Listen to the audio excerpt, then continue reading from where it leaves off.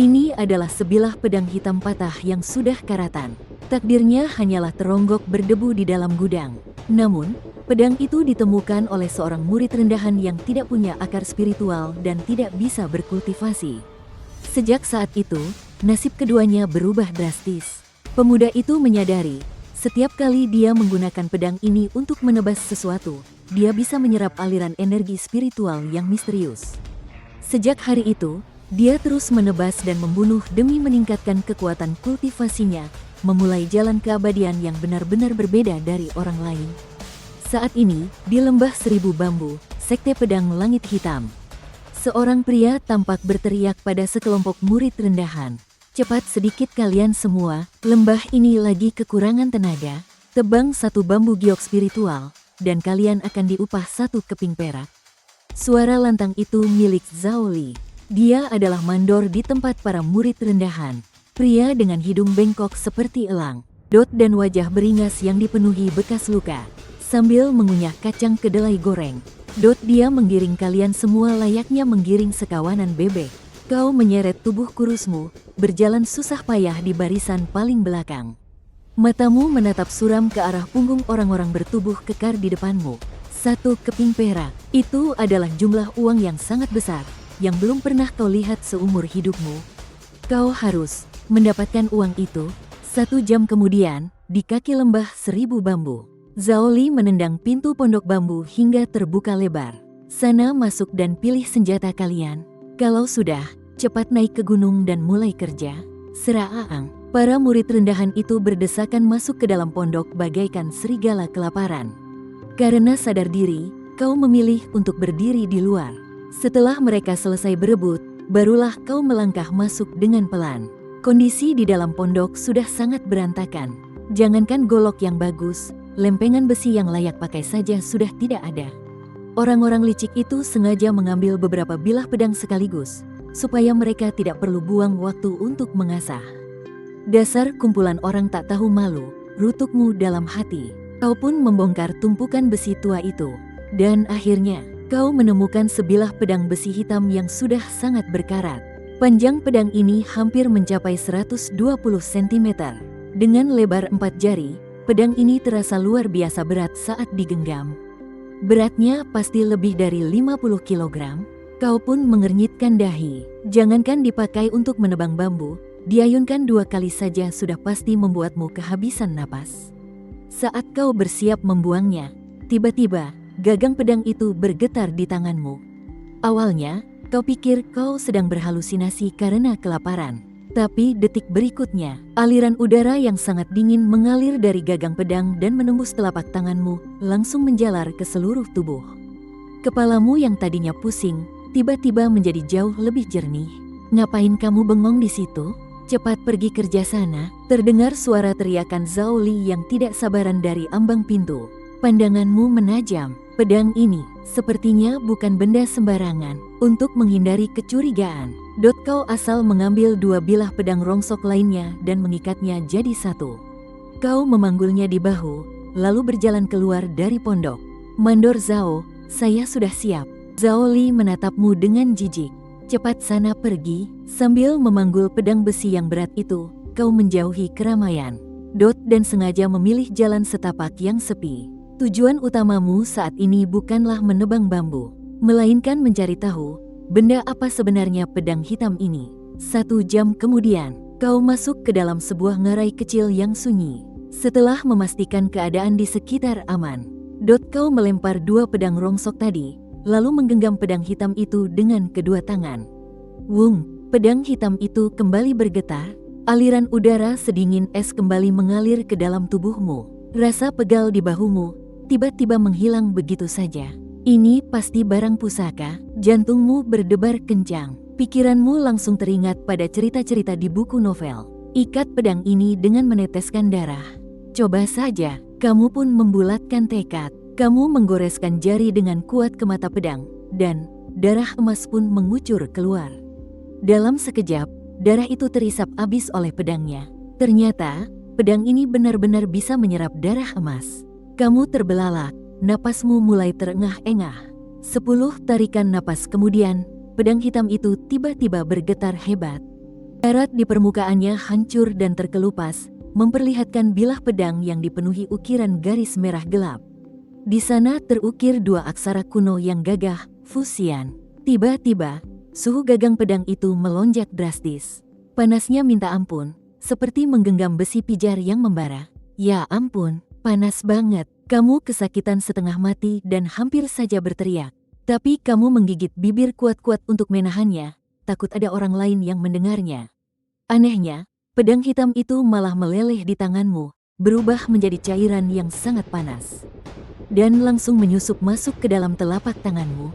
Seketika itu juga, rasa sakitnya hilang. Kamu membuka telapak tanganmu, dan terlihat jelas, ada tato berbentuk pedang kecil berwarna hitam di sana. Kamu membatin dalam hati, keluar. Kilatan cahaya hitam menyala, dan pedang Fuxian tiba-tiba muncul begitu saja di genggamanmu. Lagi pula, pedang ini terasa jauh lebih ringan. Beratnya sekarang cuma belasan kilo, benar-benar pas saat diayunkan. Masuk, pedang itu pun seketika lenyap dan kembali ke dalam telapak tanganmu. Kamu mencobanya bolak-balik beberapa kali, saking senangnya kamu sampai hampir berteriak kegirangan. Walaupun kamu masih orang lemah yang tidak punya akar spiritual, tapi dengan pedang ajaib ini, setidaknya kamu punya senjata andalan untuk bertahan hidup. Mari kita coba kekuatannya. Kamu berjalan menghampiri sebatang bambu giok spiritual yang tebal. Bambu jenis ini kerasnya minta ampun, persis seperti batu giok. Orang biasa yang menebangnya seharian pun belum tentu bisa memotongnya. Kamu menarik napas dalam-dalam, lalu mengayunkan pedang dan menebasnya sekuat tenaga. Trak, terdengar suara retakan nyaring, dan sebuah celah yang sangat dalam langsung terbentuk di batang bambu itu. Bersamaan dengan itu, sekelumit aliran energi yang dingin dan menyegarkan mengalir dari gagang pedang, merasuk ke dalam tubuhmu. Matamu langsung berbinar kegirangan, kamu pun kembali melayangkan tebasan pedang. Terang, aliran energi itu terus-menerus membanjiri tubuhmu tiada henti. Semakin banyak kamu menebas, tubuhmu terasa semakin segar bugar dan bertenaga. Tiba-tiba saja sebuah ide terlintas di kepalamu. Bagaimana kalau aku menebas benda lain? Ya. Kamu lalu berbalik dan membacok sebongkah batu besar setinggi manusia di sebelahmu dengan ganas. Celang, percikan api beterbangan kemana-mana. Pantulan tenaga yang luar biasa kuat membuat sela-sela jarimu terasa kebas. Namun sejurus kemudian, sebuah aliran energi yang sangat panas menyambar masuk ke dalam tubuhmu. Membakar sekujur tubuhmu hingga terasa kegerahan. Tebas bambu dapat energi dingin, tebas batu dapat energi panas. Kalau tebas tanah gimana? Kamu pun mengayunkan pedangmu ke tanah. Kali ini, yang masuk ke tubuhmu adalah aliran energi yang hangat dan tipis. Kini kamu paham, ternyata pedang Fuxian ini bisa hanya melalui gerakan menebas saja, menyerap energi dari suatu benda dan mengalirkannya kepadamu. Meskipun tidak punya akar spiritual, tapi kamu bisa bertambah kuat dengan cara ini.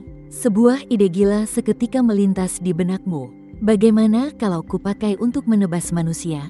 Atau melawan siluman buas? Namun kamu segera menepis pikiran berbahaya itu. Saat ini, kamu masih lemah dan tidak ada apa-apanya. Bersembunyi dan diam-diam mengumpulkan kekuatan adalah yang paling benar sekarang. Lebih baik aku tebang bambu dulu buat cari duit. Sekalian memperkuat tubuhku. 1 jam kemudian, diiringi suara dentuman keras, bambu giok roh raksasa pertama tumbang di hadapanmu. Rasa bangga yang belum pernah kamu rasakan sebelumnya tiba-tiba meluap. Kamu merogoh pelat identitasmu, baru saja bersiap mengaktifkannya untuk memanggil Zhaoli, tapi gerakanmu tiba-tiba terhenti. Tidak bisa, ini terlalu cepat. Selama ini kamu terlihat seperti orang tidak berguna. Kalau selesai secepat ini pasti akan memancing kecurigaan. Di tempat kejam yang bisa memakan orang hidup-hidup ini, pamer kekuatan sama saja dengan mencari mati. Kamu pun berbalik dan gila-gilaan berlatih pedang menghantam batu besar. Sampai 4 jam kemudian, barulah kamu mengaktifkan pelat itu. Setelah sebatang dupa menyala, Zhaoli datang membawa seseorang. Dia adalah Wang Meng, seorang pelayan tingkat atas yang punya akar roh campuran 4 elemen.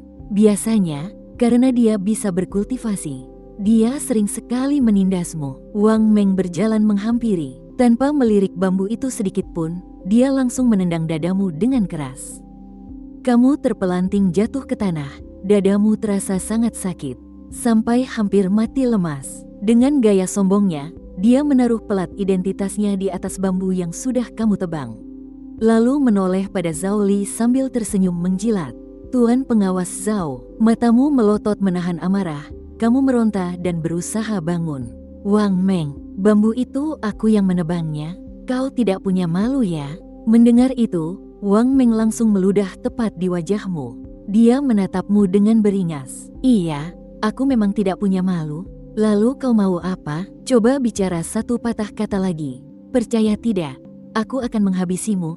Kamu menoleh menatap Zhao Li, berharap dia mau mengatakan sesuatu yang adil. Tapi Zhao Li malah menatapmu layaknya melihat sampah. Dia berkata dengan nada dingin, Han Feng, sampah sepertimu hidup pun cuma buang-buang makanan saja. Wang Meng sebentar lagi akan diangkat jadi murid pelataran luar. Bambu ini jadi miliknya. Itu sudah sebuah kehormatan buatmu. Setelah berkata begitu, dia mengeluarkan pena roh dan membuat tanda pada pelat Wang Meng beserta bambu itu. Kalian berdua benar-benar keparat tak tahu malu.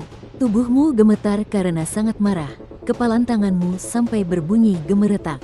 Benar-benar tidak masuk akal. Wang Meng mendaratkan tendangannya lagi hingga kamu tersungkur. Beraninya kau mengumpat Tuan pengawas Zhao. Cari mati ya. Zhao Li menyimpan kembali pena rohnya, lalu menatapmu rendah dari atas. Sebelum langit gelap, tebang 2 batang bambu lagi. Kurang 1 saja, malam ini jangan harap kau bisa makan. Akan kubuat kau menderita setengah mati. Selesai bicara, kedua orang itu pun melenggang pergi. Kamu tergeletak di tanah. Rasa sakit yang luar biasa di dadamu membuat setiap tarikan napas terasa sesak bagai tercekik. Rasa hina dan amarah bergejolak di dalam dadamu bagaikan lahar panas. Tunggu saja pembalasanku, suatu hari nanti. Dengan gigi terkatup rapat kamu merangkak bangun, lalu memanggil pedang dewa terbang. Kekuatan, ini semua terjadi karena aku tidak punya kekuatan. Seandainya sekarang kamu adalah seorang kultivator tingkat pemurnian Qi, mana berani 2 bajingan itu memperlakukanmu seperti ini. Kamu membayangkan bambu di depanmu itu sebagai wajah menjijikkan milik Zhao Li dan Wang Meng. Bagaikan orang gila, kamu mengayunkan pedang dan menebas dengan brutal. Amarah telah menjadi bahan bakar terbaikmu. Setiap tebasan pedang yang diayunkan, energi yang mengalir masuk ke dalam tubuhmu pun terasa semakin buas.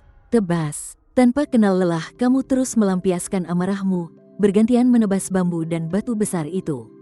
2 aliran hawa dingin dan panas saling bertabrakan dan menyatu di dalam tubuhmu. Terus-menerus menempa fisikmu. Sebelum matahari terbenam, kamu akhirnya berhasil menebang bambu ketiga. Saat kembali kekam di kaki gunung, langit sudah gelap gulita. Para pelayan terkapar kehabisan tenaga di tanah, menunggu waktu makan. Sementara kamu, meski di luar pura-pura kelelahan parah, sebenarnya tubuhmu dipenuhi oleh kekuatan yang meledak-ledak. Makan malam ternyata ada daging babi kecap, benar-benar ketiban rezeki dari para pelayan puncak ribuan bambu. Zhao Li tidak berani bertindak terlalu keterlaluan, dia membiarkanmu ikut duduk di meja. Kamu memakan daging yang sudah lama tidak kamu cicipi itu dengan lahap, sambil mendengarkan orang-orang di sekitarmu membual dan bercanda. Dengar-dengar rumah bordil di bawah gunung kedatangan beberapa perempuan baru tuh. Bodinya aduhai, ceka, halah, ngimpi. Dengan upahmu yang cuma seupil itu, buat minum air bekas cuci kaki mereka saja tidak bakal mampu.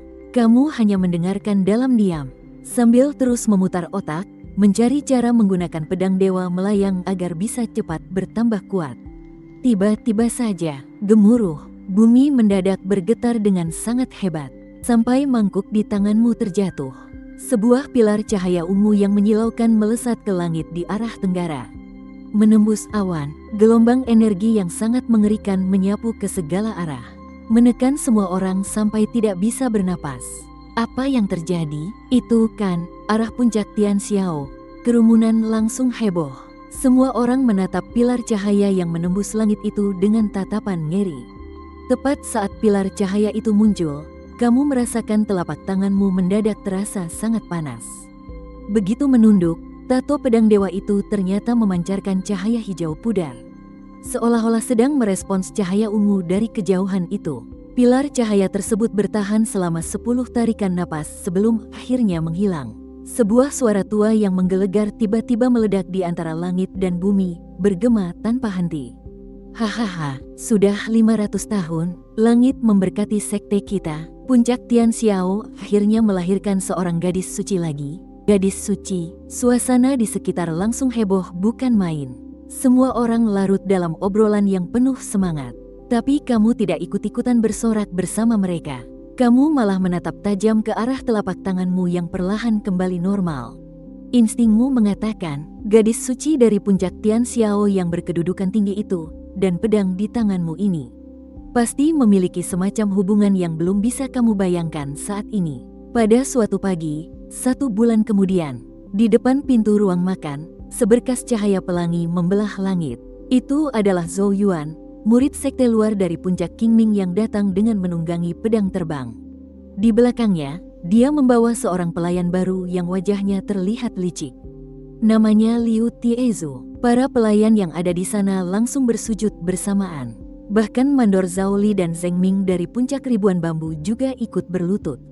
Bagi yang belum memasuki tahap kondensasi Qi, di mata para guru dewa, mereka semua hanyalah semut. Zhou Yuan mendarat. Dengan wajah dingin dia menunjuk Liu Tiezu dan berkata pada Zhao Li, orang baru ini, masuk ke gunung batu hitam kalian. Zhao Li mengangguk dengan senyum menjilat. Tapi Zheng Ming di sebelahnya malah panik. Dengan wajah memelas dia langsung protes. Katanya puncak ribuan bambu kekurangan tenaga, atasan terlalu pilih kasih. Zhou Yuan jadi agak canggung. Niatnya dia ingin memberikan bibit unggul dengan akar spiritual 3 elemen ini kepada Zhao Li yang pandai mengambil hati. Malah salah tempat. Demi meredakan perdebatan, Zhou Yuan dengan asal menyuruh Zhao Li, orang baru biarkan di sini. Kau pilih saja 1 orang lama dari Gunung Batu Hitam untuk dikirim ke puncak ribuan bambu. Mata Zhao Li langsung berputar. Tatapannya menelisik kerumunan bagaikan ular berbisa, dan akhirnya terkunci tepat ke arahmu. Han Feng, sini kau, kamu menurut dan berjalan maju. Zhao Li langsung mendorongmu dengan kasar ke hadapan Zheng Ming. Seperti membuang sampah saja, bocah ini sekarang jadi milik kalian. Zheng Ming mengerutkan kening menatapmu. Sebulan terakhir ini kau makan banyak sekali. Tapi hasil kerjamu malah yang paling buruk, benar-benar terkenal sebagai orang tak berguna. Zhao Li dengan senyum licik bertanya apakah dia mau menerimanya. Zheng Ming menggertakkan giginya dan menjawab, mau. Lembah bambu sungguh sangat kekurangan orang. Proses pemindahannya berjalan sangat cepat. Saat tulisan Gunung Batu Hitam di tanda pengenalmu berubah menjadi lembah bambu. Para pekerja kasar di Gunung Batu Hitam meledak dalam tawa lepas yang mengejek. Hahaha, akhirnya kita tidak perlu lagi melihat si sampah ini. Aduh, sayang sekali nanti tidak ada lagi yang membantuku mencuci baju dan memijat punggungku. Mereka menghinamu habis-habisan, seolah-olah dengan menginjak harga dirimu bisa membuat mereka merasa lebih hebat. Wajah Zheng Ming tampak kesal, tapi dia hanya bisa menepuk pundakmu untuk menghibur. Lalu membawamu pulang ke lembah bambu. Bagimu, ini benar-benar sebuah kebebasan. Meskipun Zheng Ming tidak punya banyak keahlian, tapi setidaknya dia tidak pernah memotong upah dan tidak menindas pekerjanya. Para pekerja di lembah bambu kebanyakan sudah tua, lemah, atau sakit-sakitan, tapi mereka semua sangat ramah kepadamu. Untuk menyambutmu, mereka bahkan sengaja memberikanmu 2 bilah golok penebang yang masih baru. Kau berterima kasih pada mereka, lalu pergi sendirian ke area hutan bambu yang terpencil. Bambu giok roh di sini tumbuh menempel pada batu-batu besar. Orang lain biasanya malas menebang di sini karena merepotkan. Tapi justru inilah yang kau cari-cari. Kau melemparkan golokmu ke tanah, lalu memanggil pedang dewa terbang yang sudah berkarat itu.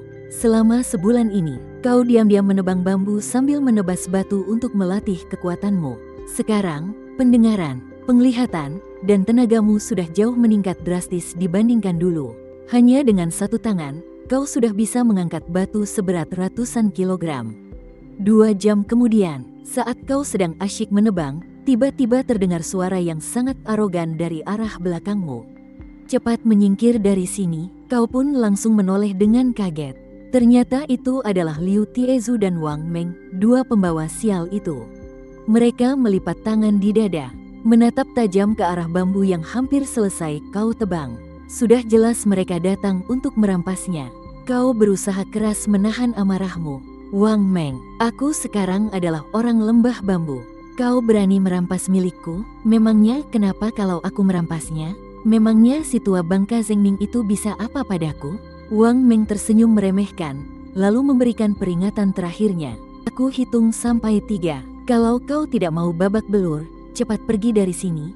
Orang pintar tahu kapan harus mengalah. Kau menggertakkan gigimu, menahan rasa kesal di dada, lalu memungut kedua golokmu dari tanah dan bersiap untuk pergi. Tunggu dulu, Wang Meng kembali menahan langkahmu, sambil menunjuk ke arah golok di tanganmu. Tinggalkan golok itu, tatapan matamu menjadi dingin. Kalian jangan kelewatan, ya. Kalau aku kelewatan memangnya kenapa? Hah? Wajah Wang Meng penuh dengan tantangan. Kau menarik napas dalam-dalam, melemparkan golok itu ke tanah, dan berbalik hendak pergi. Berhenti, kali ini Liu Tiezu yang membentak. Dia menatap pedang dewa terbang di tanganmu dengan senyum licik. Tinggalkan pedang itu juga, kesabaranmu akhirnya habis. Kalau cuma merampas bambu, kau masih bisa menahannya. Tapi sekarang mereka malah ingin merampas pedang yang sudah seperti nyawamu sendiri. Kalian benar-benar mendesakku sampai batas akhir. Kau menggertakkan gigi, dadamu kini mendidih dibakar amarah. Mata Liu Tiezu begitu tajam. Dia bisa melihat kalau pedang berkaratmu itu bukanlah senjata sembarangan. Dia bersikeras ingin merebutnya. Wang Meng, demi mencari muka di depan Liu Tiezu, tanpa babi bu, dia langsung menerjang ke arahmu seperti banteng ngamuk. Dia mengangkat kakinya dan menendang keras. Kalau ini terjadi di masa lalu, kamu pasti sudah terpental jauh. Tapi sekarang, kamu hanya perlu menggeser tubuh sedikit dan berhasil menghindar. Tendangan Wang Meng meleset total.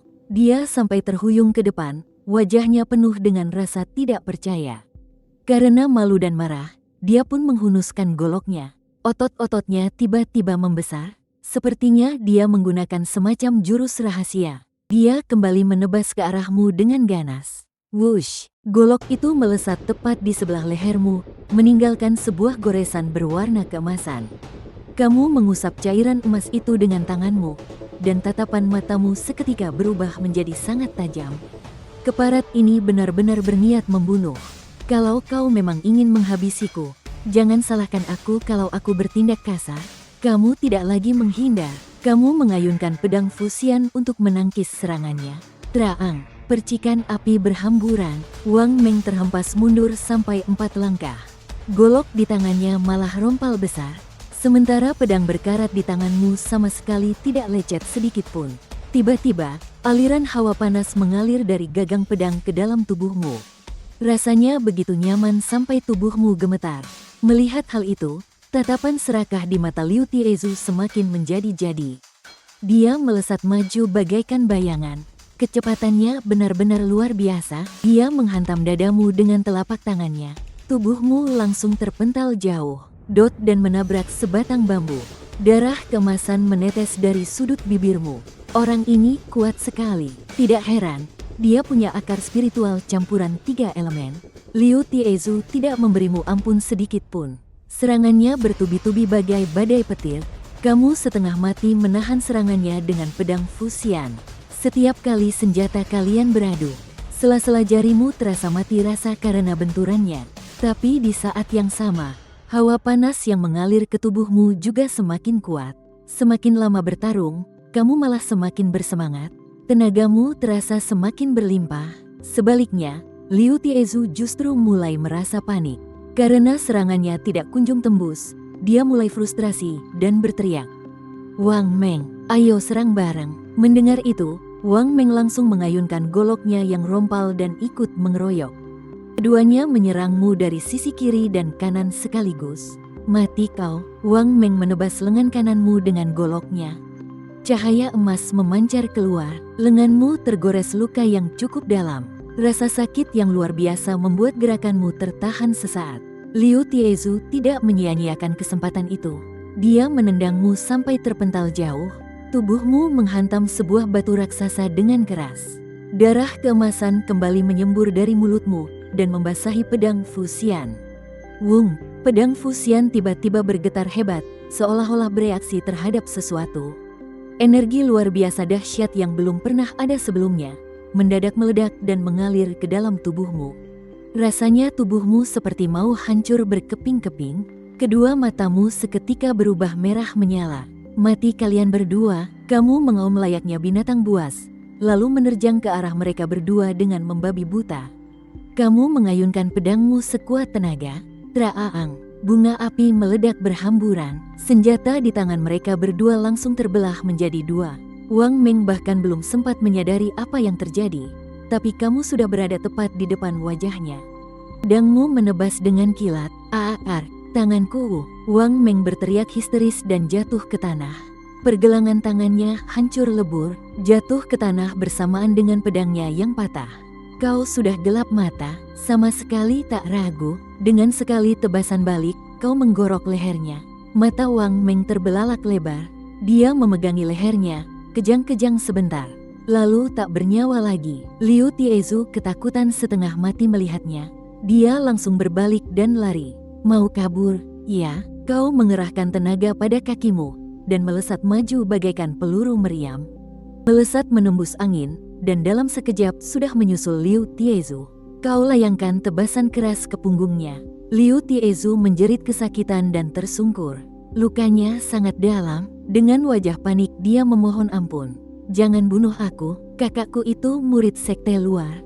Kalau kau membunuhku, dia pasti akan memburumu. Dia berani mengancammu, sama saja akhirnya, mending ku habisi kau sekarang. Tatapan matamu makin dingin, tanpa ragu sedikit pun, pedang Fuxian menebas lehernya.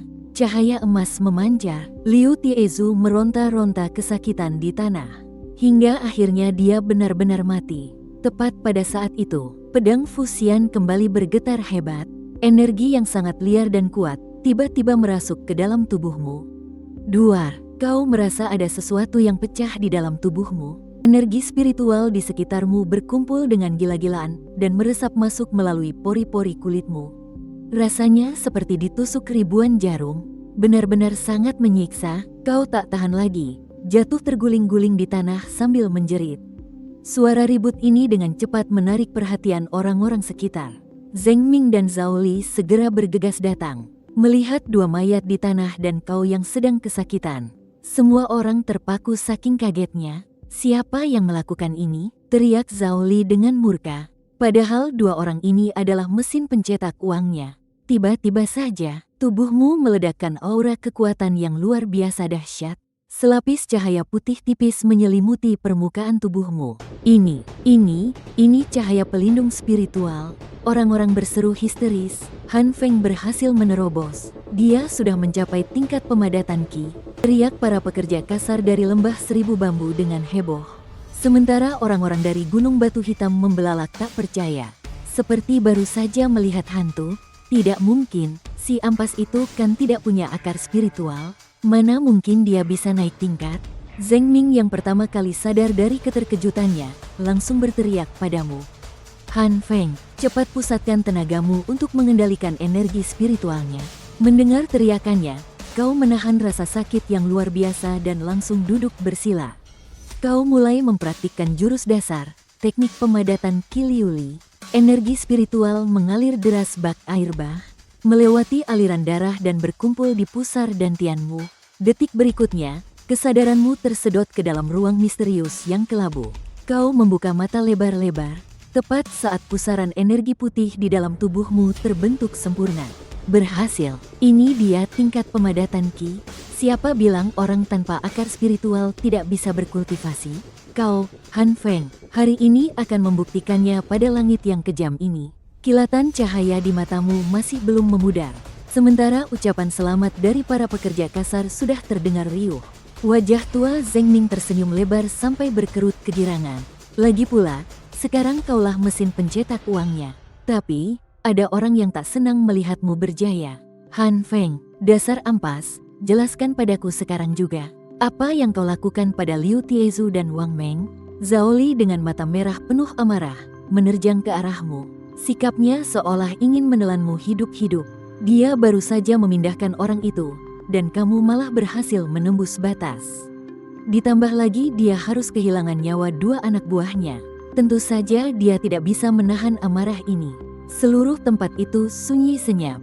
Semua tatapan tajam tertuju padamu. Kamu menatap wajah Zhao Li yang berkerut menahan marah, tanpa basa-basi sedikit pun. Dengan suara sedingin es, kamu berkata, "Aku yang menghabisi mereka." Pengakuan yang begitu terang-terangan itu malah membuat semua orang tercengang. Inikah Han Fengxi sampah yang dulu selalu ditindas? Zhao Li gemetar menahan amarah. Dia menunjuk tepat di depan hidungmu sambil berteriak, air liurnya sampai muncrat kemana-mana. Wajahnya seperti monster yang ingin menerkam. Seandainya tatapan mata bisa membunuh, kamu pasti sudah mati 800 kali. Tapi kamu tidak mundur selangkah pun. Kamu menatap tajam matanya dan melemparkan kata-kata ini tepat di wajahnya. Mereka merampas bambuku dan juga mau merampas pisauku. Gara-gara aku menolak, mereka mau membunuhku. Demi bertahan hidup, aku harus melawan balik. Ada masalah dengan itu? Omong kosong, tiap seranganmu mematikan dan kau masih berani bilang itu tidak sengaja? Nyawa dibayar nyawa. Zhao Li sama sekali tidak mau dengar. Dia mengangkat tangan dan memberi isyarat. Para kroco dari Gunung Batu Hitam di belakangnya langsung ikut bersorak. Semuanya berteriak ingin menghabisi nyawamu. Suara mereka menggelegar saat Zheng Ming baru saja mau maju dan menggunakan wibawanya sebagai pengawas untuk melerai. Zhao Li langsung menepisnya. Pertarungan sepertinya akan pecah saat itu juga. "Tutup mulut kalian semua," bentakmu dengan suara keras. Aura dari tingkat kondensasi Qi meledak tanpa ampun. Itulah tekanan spiritual dari seorang kultivator sejati. Para pelayan rendahan yang tadinya banyak bacot itu seketika pucat pasi. Mereka diam 1000 bahasa, seperti ayam yang dicekik lehernya. Kamu melangkah maju ke garis depan. Tatapan matamu setajam pisau menyapu gerombolan itu. Dengan nada suara sedingin es dan aura membunuh yang sangat kental. "Siapa yang bosan hidup? Maju sini." Lagi pula, tanganku sudah berlumuran darah 2 orang. Aku sama sekali tidak keberatan menambah beberapa mayat lagi. Nyalimu yang nekat mati itu seketika membuat semua orang terdiam ketakutan. Gerombolan Gunung Batu Hitam mundur ketakutan. Tatapan mereka saat melihatmu kini dipenuhi rasa ngeri. Orang yang dulu mereka anggap sampah, sekarang bisa mencabut nyawa mereka kapan saja. Kamu muak melihat kumpulan pecundang itu. Kamu pun menoleh ke arah Zheng Ming dan berkata, "Ayo jalan." Lalu kamu berjalan turun gunung tanpa menoleh sedikit pun. Paru-paru Zhao Li rasanya mau meledak saking marahnya. Tapi dia cuma bisa diam melihat kepergianmu. Sambil menggertakkan gigi, dia menyuruh anak buahnya membawa pergi 2 mayat itu. Selang beberapa waktu kemudian, sebuah cahaya pelangi mendarat di kaki bukit 10.000 bambu. Murid sekte luar bernama Zhou Yuan datang menjemput. Sikapnya berubah 180 derajat saat melihatmu. Gaya sombongnya yang dulu, kini berubah jadi senyum ramah yang menjilat. Di dunia kultivasi, kekuatan adalah segalanya. Kamu tidak meladeni basa-basinya, dan langsung melompat ke atas pedang terbang. Kalian langsung melesat menembus awan. Angin berhembus kencang di telingamu. Lautan awan bergulung-gulung di bawah kakimu, sementara Zhou Yuan memimpin jalan di depan. Sesekali dia menunjuk ke arah cahaya yang terbang melintas di bawah sana. Nada bicaranya terdengar sedikit pamer, sekaligus memberi peringatan. Dia memberitahumu aturan-aturan bagi murid sekte dalam dan luar. Kamu cuma mendengarkannya setengah hati, karena pikiranmu sepenuhnya fokus pada apa yang harus kamu lakukan selanjutnya. Setelah menembus lautan awan, kalian mendarat di depan sebuah paviliun yang tampak sangat bersejarah, atau jujur saja, kelihatan agak reyot. 3 huruf besar terpampang di atas pintunya. Paviliun pengukur roh. Ayo masuk ke dalam, uji tingkat kultivasimu, dan ambil pelat identitasmu. Kamu sekarang sudah resmi jadi murid luar. Zhou Yuan memanyunkan bibirnya. Di dalam gedung lumayan ramai. Kamu ikut antre di barisan paling belakang. Saat giliranmu tiba, kamu menempelkan tanganmu di atas kompas kristal.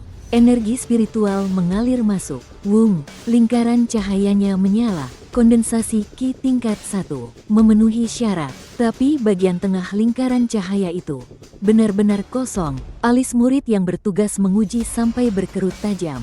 Loh, kok begini? Akar spiritualnya mana? Kompasnya rusak ya? Kamu membuka suara dengan tenang. Aku memang tidak punya akar spiritual. Begitu kata-kata itu keluar, dua orang pelayan yang antre di belakangmu langsung tertawa ngakak. Nggak punya akar spiritual, bro? Kamu lagi ngelawak ya? Mana bisa capai tahap kondensasi ki kalau nggak punya akar spiritual? Kamu nganggap kita semua orang bodoh ya? Beberapa murid luar yang asyik menonton dari jauh juga ikut mengerumuni. Wajah mereka semua memancarkan senyum mengejek. Tatapan mereka seolah sedang melihat badut sirkus. Makan sembarangan sih boleh, tapi jangan asal jeplak kalau ngomong. Kalau nggak punya akar spiritual bisa tuai kultivasi, hewan ternak juga bisa manjat pohon kali. Suara ejekan makin terdengar kencang. Zhou Yuan yang baru datang pun dengan wajah ragu langsung memindai tanda pengenalmu pakai indera spiritual. Hasilnya jelas tertulis di sana, tanpa akar spiritual. Sialan, beneran dong. Zhou Yuan pun ikut terbengong-bengong. Tepat pada saat itu, suara tua yang menggema dan penuh tenaga meledak di depan pintu. Ada ribut-ribut apa ini? Tetua Yan Chen dari paviliun penguji spiritual datang. Murid penguji tadi langsung bergegas seolah menemukan penyelamat dan melaporkan situasinya. Tetua Yan Chen mengangkat alisnya dan tanpa basa-basi langsung berjalan menghampiri. Satu tangannya menekan ubun-ubunmu. Aliran udara yang panas membara seketika menjalar ke seluruh tubuhmu. Beberapa saat kemudian, Pak Tua itu menarik kembali tangannya. Dia menatapmu dengan raut wajah aneh, lalu akhirnya melontarkan 4 kata. Memang tanpa akar spiritual, suasana di sekitarnya seketika meledak heboh. Beneran bisa kultivasi tanpa akar spiritual? Ini benar-benar meruntuhkan akal sehat mereka. Tetua Yan Chen melambaikan tangan, membungkam pergunjingan orang-orang. Dia menatapmu dengan pandangan rumit. Dunia ini luas, apapun bisa terjadi. Pasti ada saja kasus yang di luar nalar. Tapi bagaimanapun juga, tingkat kultivasinya sudah terbukti. Sesuai aturan sekte kita, kondensasi Ki tingkat 1 sudah cukup untuk masuk jadi murid luar. Urus persyaratannya, tetua sudah angkat bicara. Orang-orang yang masih penasaran cuma bisa menelan ludah dan diam. Beberapa orang yang tadi paling heboh mengejek, sekarang rasanya seperti tertampar bolak-balik. Mereka pun bubar dengan wajah malu. Kamu menerima jubah abu-abu baru khusus murid luar. Di bagian dadanya tersulam lambang pedang kecil puncak King Mo. Di pinggangmu juga sudah tergantung tanda pengenal hitam yang baru. Mulai detik ini juga, kamu bukan lagi pelayan rendahan bernama Han Feng, melainkan murid luar sekte pedang Suantian, Han Feng. Keluar dari paviliun penguji spiritual, Zhou Yuan bahkan belum sempat mengucapkan selamat kepadamu. Raut wajahnya kembali berubah tegang. Ayo jalan ke aula hukuman. Kamu masih punya catatan kasus. Masalahmu ini belum tuntas. Jantungmu berdegup kencang mendengarnya. Tapi dari luar kamu tetap bersikap tenang. Kamu mengikutinya masuk ke aula hukuman yang suasananya begitu mencekam. Di dalam sana duduklah tetua Qiantong yang bertubuh tambun.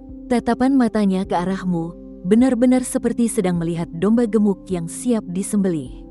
Proses sidangnya luar biasa cepat. Sama sekali tak ada kesempatan untuk membela diri. Surat putusan itu langsung dilempar tepat ke wajahmu. Han Feng, melukai 2 orang sesama pelayan sekte, hukuman berat diampuni, tapi didenda 1010 batu spiritual. Kalau tidak bisa bayar, kultivasimu akan dihancurkan dan kau ditendang keluar dari sekte. Kamu langsung melotot, rasanya hampir mati jantungan. 1000 batu spiritual lebih? Ini sih namanya merampok. Biar kamu dijual pun, hasilnya tak akan cukup buat bayar secuil bunganya. Tetua gendut itu sepertinya sudah menebak reaksimu, lalu dengan santainya dia menusukmu dari belakang. Nggak punya uang, boleh ngutang dulu. Sekte ini sangat baik hati, jadi akan dihitung bunganya. Bunga bulanan 2%, sial, ini sih bener-bener lintah darat kelas kakap. Sambil menggertakkan gigi, kamu menandatangani surat utang yang rasanya kayak kontrak jual diri itu, lalu keluar dari balai hukum dengan beban utang segunung. Rasa senang karena baru saja naik tingkat ke sekte luar, langsung lenyap tak berbekas gara-gara utang bernominal gila ini. Zhou Yuan di sebelahmu malah mencoba menenangkan. Sudahlah, jangan ditekuk begitu wajahmu. Nasibmu itu sudah lumayan. Liu Tiezu itu bibit jenius dengan 3 akar spiritual. Kalau bukan karena dia baru masuk dan masih jadi pelayan tingkat rendah, kamu bakal bangkrut total karena sudah menghabisinya. Sekarang kalau dihitung per kepala, kamu malah untung, loh. Kamu mendengarnya sampai memutar bola mata. Apanya yang untung? Astaga. Proses selanjutnya terasa seperti lagi dikejar waktu. Pertama, pergi ke pavilion kitab untuk mengambil teknik budidaya ki kaca lengkap. Walaupun mereka semua mengira kamu tidak punya akar spiritual, jadi berlatih pun bakal sia-sia saja. Terakhir ke pavilion harta, katanya sih buat milih satu senjata spiritual tingkat dasar. Tapi pas masuk, bau apek langsung menusuk hidung. Ini pavilion harta dari mananya? Ini sih lebih mirip tempat rongsokan. Barang-barang rusak dan cacat berserakan di mana-mana. Kamu pun mengais-ngais di tumpukan sampah itu selama 1 jam. Sambil tutup hidung, kamu memilih sebilah pedang besar besi hitam yang kelihatannya masih utuh, meski mata pedangnya sudah pada rompeng. Ukiran mantranya juga sudah pudar separuh lebih. Ya udahlah, ini saja. Kamu keluar membawa pedang itu. Zhou Yuan menyuruhmu langsung meneteskan darah emas untuk mengikat kontrak dengan pedangnya. Kamu mengiris jarimu, dan tetesan darah berwarna emas pun jatuh. Siapa sangka, pedang rongsokan itu tiba-tiba bergetar hebat. Sekilas cahaya merah memancar. Lalu pedang itu berubah menjadi seberkas cahaya dan langsung melesat masuk ke dalam dantianmu. Sekali coba langsung berhasil, penyatuan dalam hitungan detik. Mata Zhou Yuan di sebelahmu sampai mau copot saking kagetnya. Bahkan seorang jenius sekalipun, nggak ada yang secepat ini saat pertama kali mengikat senjata spiritual. Sebenarnya ada berapa banyak sih rahasia aneh di tubuhmu, bocah? Kamu tidak mempedulikan kepanikannya. Sambil merasakan pedang besar yang mengambang tenang di dalam dantianmu, senyum dingin akhirnya terukir di sudut bibirmu. Punya utang, terus kenapa? Nggak punya akar spiritual, ya terus kenapa? Sekarang pedang sudah di tangan, dan jalan terbentang di depan mata. Siapapun yang berani menghalangi jalanmu, tebas saja pakai pedang ini. Zhou Yuan lalu terbang menggunakan pedang dan membawamu ke sebuah bukit yang tidak terlalu tinggi. Dia menunjuk ke deretan halaman di tengah bukit. Nah, itu Gunung Mata Air Giok. Tempat tinggalmu mulai sekarang. Jalan kaki saja sendiri ke atas sana. Kamu pun mengangguk dengan beban utang segunung di punggung dan senjata tajam di dalam tubuh. Kamu melangkah maju di jalan kultivasi yang penuh duri sekaligus peluang ini. Sebuah batu raksasa menutupi jalanmu di depan. Zhou Yuan memberitahumu, ini adalah batu penjaga gunung. Letakkan saja papan namamu di situ, nanti orang-orang di dalam akan otomatis tahu. Energi spiritual di Gunung Mata Air Giok ini sangat melimpah, dan kebetulan masih ada tempat kosong. Mari kita lihat bagaimana keberuntunganmu. Zhou Yuan tahu harapan itu sangat tipis, tapi dia tetap membawamu ke sini. Dia meletakkan tanda pengenalnya. Diiringi suara dengungan pelan, segel mantra berwarna biru kehijauan pun menyala. Batu raksasa itu bergeser, dan dari balik kabut tebal, keluarlah seorang pemuda. Wajahnya putih bersih tanpa cacat, penampilannya sangat gagah dan menawan. Leng Feng. Zhou Yuan memberi hormat dengan sopan. Lalu dia menjelaskan maksud kedatangannya. Ekspresi Leng Feng tampak sangat dingin dan cuek. Matanya menatapmu sekilas. Berikan tanda pengenalnya padaku. Kamu menyodorkannya. Dia memindainya dengan indera spiritualnya. Alisnya berkerut seketika. Tidak punya akar spiritual? Zhou Yuan mengangguk membenarkan. Plaak. Gunung Yukuan sudah tidak ada tempat kosong lagi. Enyahlah kalian. Leng Feng berbalik dan menghilang ke dalam kabut. Diiringi suara gemuruh, batu penjaga gunung itu kembali menutup tanpa ampun. Kamu mengernyit dan bertanya pada Zhou Yuan. Bukankah kakak bilang masih ada tempat kosong? Zhou Yuan menghela napas panjang. Inilah kenyataan di sekte kita. Tanpa akar spiritual, kau sudah ditakdirkan menjadi sampah. Tidak ada nilainya, dan hanya akan menjadi beban. Mereka hanya menyambut para jenius, dan menyingkirkan beban sepertimu. Kalaupun kau berhasil masuk, kau hanya akan terus-terusan dipersulit. Semuanya bersikap seperti itu. Kalau begitu, apa tidak ada yang mau menerimaku? Tanyamu, pasti akan ada jalan, jawabnya. Zhou Yuan membawamu pergi, bersiap menghadapi penolakan lagi. Setengah jam kemudian, di kaki Gunung Jinluo, setelah selesai melihat informasimu, orang itu membuang tanda pengenalmu ke tanah dengan wajah jijik. Sampah tanpa akar spiritual berani-beraninya mau masuk ke Gunung Jinluo. Ngaca dong pakai air kencingmu sendiri. Sadar diri sedikit, orang itu pergi sambil terus mengomel kasar. Kamu menggertakkan gigi menahan amarah. Kedua tanganmu mengepal kuat. Dasar keparat sombong, beraninya merendahkan orang lain. Zhou Yuan membungkuk dan memungut tanda pengenalmu. Dia menepuk-nepuk debunya dan mengembalikannya padamu. Kau harus punya nilai, baru bisa dihargai. Inilah kenyataannya. Terima kasih, Kak. Kamu menerima tanda pengenal itu dengan perasaan yang campur aduk. 6 jam berlalu, kalian sudah mendatangi puluhan puncak gunung. Dan setiap kali, hasilnya selalu sama. Begitu tahu kamu tidak memiliki akar spiritual, tatapan merendahkan, dan penuh kebencian itu, menusuk tajam layaknya sebilah pisau. Kamu merasa sangat lelah, hatimu sudah mati rasa. Akhirnya, kalian tiba di depan sebuah puncak gunung yang rendah dan tampak kumuh. Tidak ada batu penjaga gunung, hanya ada jalanan kerikil yang berkelok-kelok. Di sini tidak ada batu penjaga gunung, tanyamu keheranan. Ada kok. Zhou Yuan mengorek-ngorek rerumputan dan mengeluarkan sebuah batu hitam seukuran baskom. Di atasnya terukir 3 huruf dengan tulisan yang mencong-mencong, Bukit Langya. Benar-benar terlihat seperti hasil cakar anjing. Zhou Yuan meletakkan tanda pengenal itu. Sesaat kemudian, seorang pria kurus menunggangi keledai kecil yang tinggal tulang, bergoyang-goyang keluar dengan santai. Wajahnya penuh berewok berantakan, dan sebuah bekas luka mengerikan melintang di wajahnya. Dia hanya memiliki 1 mata dan memakai penutup mata. Namanya Zhang Yuanshan. Setelah basa-basi sejenak, Zhou Yuan pun menjelaskan maksud kedatangan kalian. Kamu menyerahkan tanda pengenal. Zhang Yuanshan meliriknya sekilas. Dia berkata dengan heran, benar-benar tidak punya akar spiritual. Iya, Zhang Yuanshan menatapmu. Sepertinya dia mengerti sesuatu.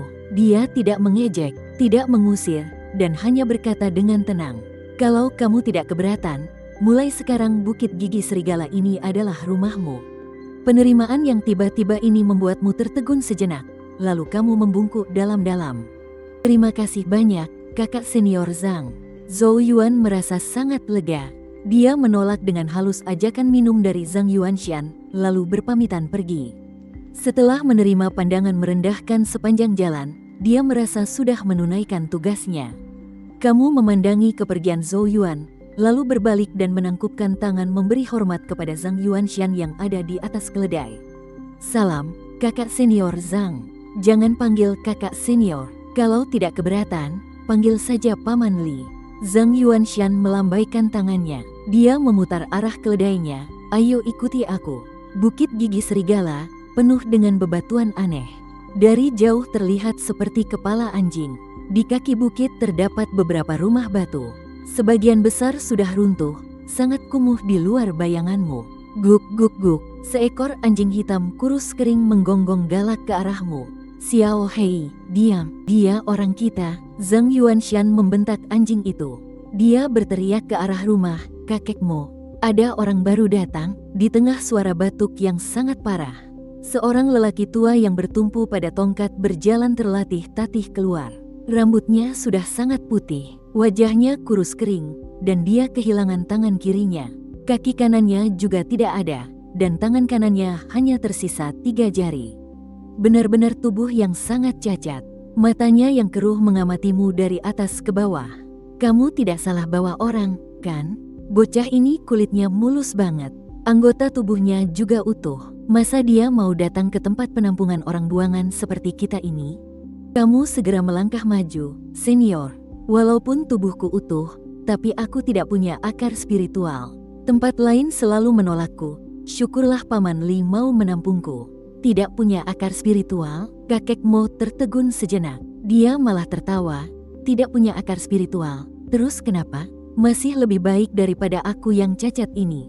Dia kembali ke dalam rumah, mengambil sebuah benda hitam pekat, lalu menyodorkannya kepadamu.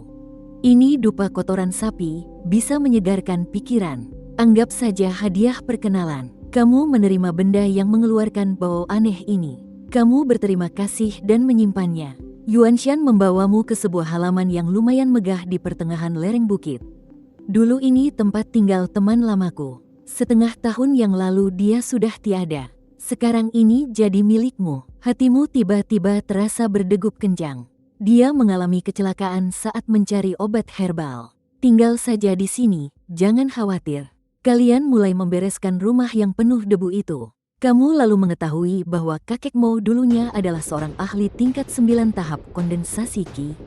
Dia punya akar spiritual elemen kayu kualitas tinggi. Gara-gara tungku alkimianya meledak, nasibnya jadi tragis seperti sekarang. Sementara itu, mata Zhang Yuanshan juga terluka akibat pertikaian di dalam sekte, dan nyawanya berhasil diselamatkan oleh kakek Mo. Duar, terdengar suara ledakan yang sangat keras. Tanah berguncang dahsyat, gawat. Wajah Zhang Yuanshan langsung pucat pasi, dia pun bergegas lari keluar.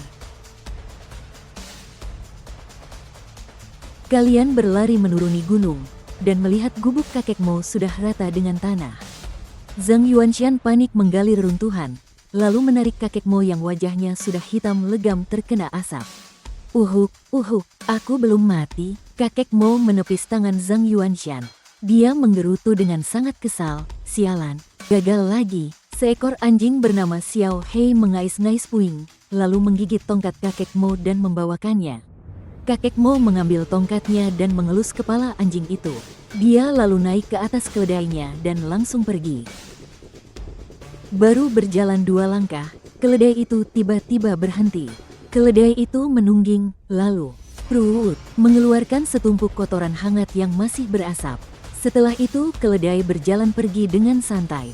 Xiao Hei menatap jijik tumpukan kotoran itu, menghindarinya, lalu lari menyusul. Kau hanya bisa melongo melihatnya. Biasakan saja, ucap Zhang Yuanshan. Dulu dia itu alkemis tingkat 1. Biarpun sudah hancur lebur karena ledakan, kakek tua itu tetap saja keras kepala.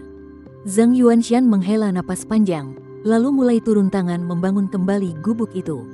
Kalian menghabiskan waktu lebih dari 2 jam untuk membereskan gubuk itu. Setelah selesai, Zhang Yuanshan memasak sepanci nasi sosis. Begitu tutup panci dibuka, wah, wanginya langsung semerbak. Nasi di dalamnya terlihat bening berkilau, dengan buliran yang montok sempurna. Di atasnya ada 2 sosis besar yang menggiurkan dan masih berdesis karena minyaknya.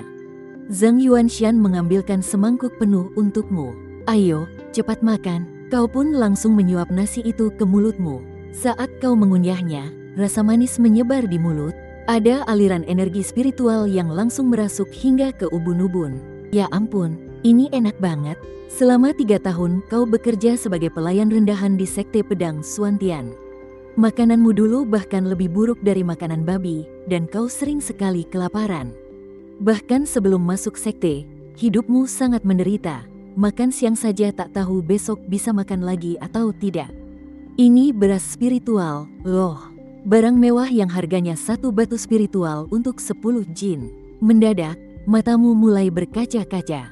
Rasa kenyang dan bahagia yang sudah lama tak kau rasakan ini, benar-benar membuatmu ingin menangis.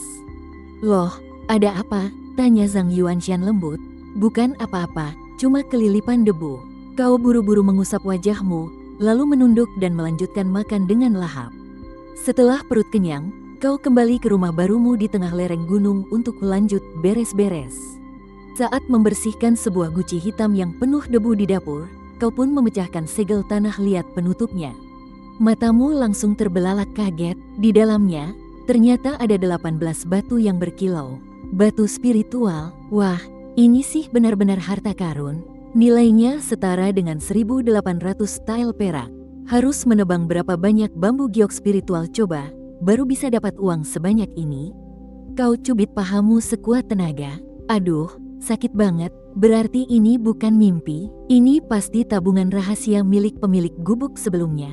Jantungmu berdebar sangat kencang. Apa aku ambil semuanya sendiri saja ya? Atau, aku serahkan saja? Paman Zhang dan kakekmu selama ini kan sangat baik padaku. Tapi jujur, godaannya sangat besar. Setelah perang batin yang hebat di kepalamu, kau mengertakkan gigi, memeluk guci itu, dan langsung berlari menuruni gunung. Paman Zhang dan kakekmu saat itu sedang bermain catur. Kau berlari kencang menghampiri meja batu mereka. Perang, 18 batu spiritual ditumpahkan, silaunya luar biasa di bawah sinar matahari. Mata kedua pria itu langsung melotot. Aku menemukannya di dapur. Sepertinya ini peninggalan pendahulu yang sudah meninggal. Kau menarik napas dalam-dalam. Tolong Paman Li serahkan pada keluarganya, ya. Zhang Yuanshan dan kakek Mo saling bertatapan. Tiba-tiba mereka berdua tertawa. Kakek Mo pun angkat bicara. Orang tua itu sudah lama tidak punya keluarga. Karena kamu yang menemukannya, berarti ini memang rezekimu. Dia mendorong batu spiritual itu ke arahmu. Ambillah, ini milikmu sekarang. Kamu sempat terdiam. Bajingan-bajingan di Gunung Batu Hitam itu sudah terlalu lama memerasmu. Kebaikan tetuamu yang tiba-tiba ini membuatmu merasa sedikit canggung. Zhang Yuanshan ikut tersenyum dan mengangguk. Han Feng, kejujuranmu ini membuktikan kalau kamu menganggap kami sebagai keluargamu sendiri. Tetuamu benar, dunia kultivasi itu sangat bergantung pada takdir. Batu spiritual ini memang ditakdirkan untukmu. Ambillah, jangan, ini tidak benar. Kamu langsung tersadar, Paman Li, tetuamu, kita menemukannya bersama, mari kita bagi rata saja. Tetuamu tertawa lepas, punya niat baik seperti itu saja sudah cukup buat kami. Kamu baru saja masuk ke sekte luar, pasti butuh banyak biaya untuk ini dan itu. Simpan saja untuk keperluanmu sendiri. Benar, kan? Jangan sungkan-sungkan, sahut Zhang Yuanshan. Karena tidak bisa menolak, kamu akhirnya membungkuk dalam-dalam untuk berterima kasih. Kamu memasukkan kembali batu spiritual itu ke dalam guci. Baru melangkah beberapa langkah, kamu berbalik lagi dan meletakkan guci itu dengan mantap di atas meja batu. Kedua tetua itu menatapmu dengan kebingungan. Paman Li, tetuamu, saya belum terlalu butuh uang ini sekarang. Tolong simpan ini untuk saya dulu. Zhang Yuanshan tertawa. Tidak perlu. Puncak gigi serigala kita ini tempat paling ampas di sekte luar. Tikus lewat saja sampai mengumpat saking miskinnya tempat ini. Mana ada pencuri yang mau mampir. Bawa saja pulang. Sembunyikan di mana saja aman kok. Tetua Mo lalu menyuruh Zhang Yuanshan untuk cepat-cepat melanjutkan permainan catur mereka. Zhang Yuanshan melambaikan tangannya menyuruhmu pulang, lalu memintamu menemuinya lagi 1 jam dari sekarang. Dia ingin mengajakmu berkeliling. Kamu pun mengangguk. Kamu pergi sambil memeluk guci itu. Setelah kamu pergi, Tetua Mo meletakkan 1 bidak catur, lalu memuji. Jarang-jarang loh, bocah ini ternyata sama sekali tidak serakah. Zhang Yuanshan mengangguk setuju. Manusia rela mati demi harta. Apalagi para kultivator, mereka jauh lebih rakus. Bocah ini memang berbeda dari yang lain. Tetua Mo menambahkan, yang lebih menarik lagi adalah, dia itu masih terjerat banyak utang. Tapi saat melihat harta nomplok, dia sama sekali tidak berniat menguasainya sendirian. Terjerat utang? Zhang Yuanshan tertegun. Entah dari mana Tetua Mo mendapat kabar itu. Aku sudah bertanya pada si tua bangkaku. Tetua Mo berkata dengan nada datar, bocah ini sudah 3 tahun berada di sini. Selama ini dia jadi pelayan di Gunung Batu Hitam dan terus-terusan ditindas.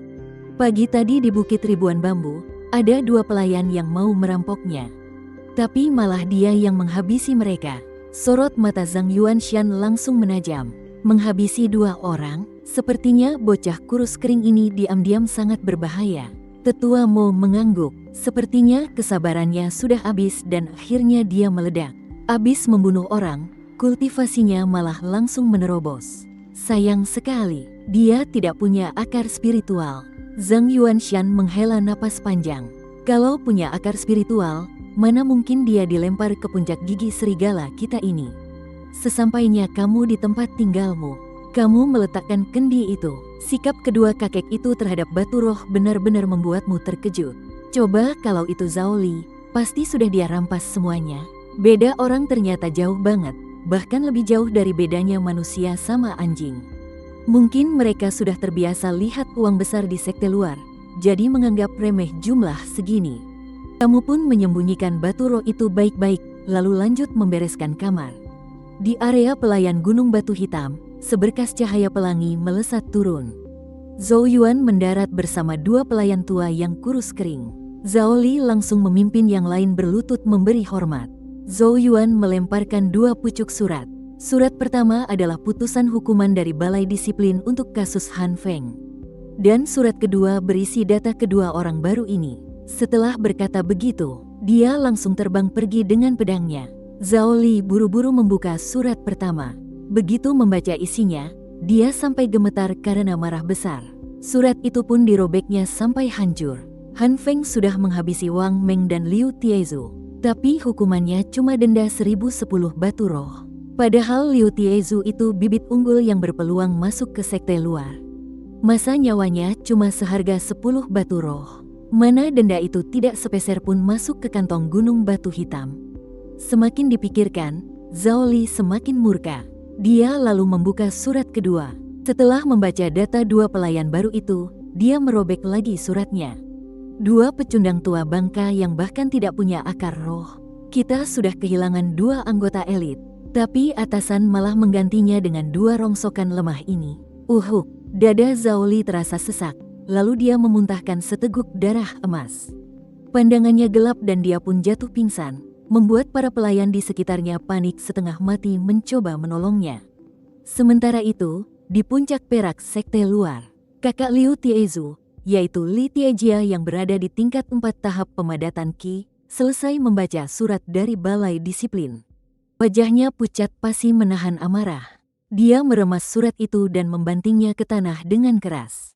Keparat, berani-beraninya dia menyentuh adikku. Dia langsung bangkit dan bergegas keluar dari halamannya. 1 jam kemudian, kamu sudah selesai membereskan halaman dan turun gunung.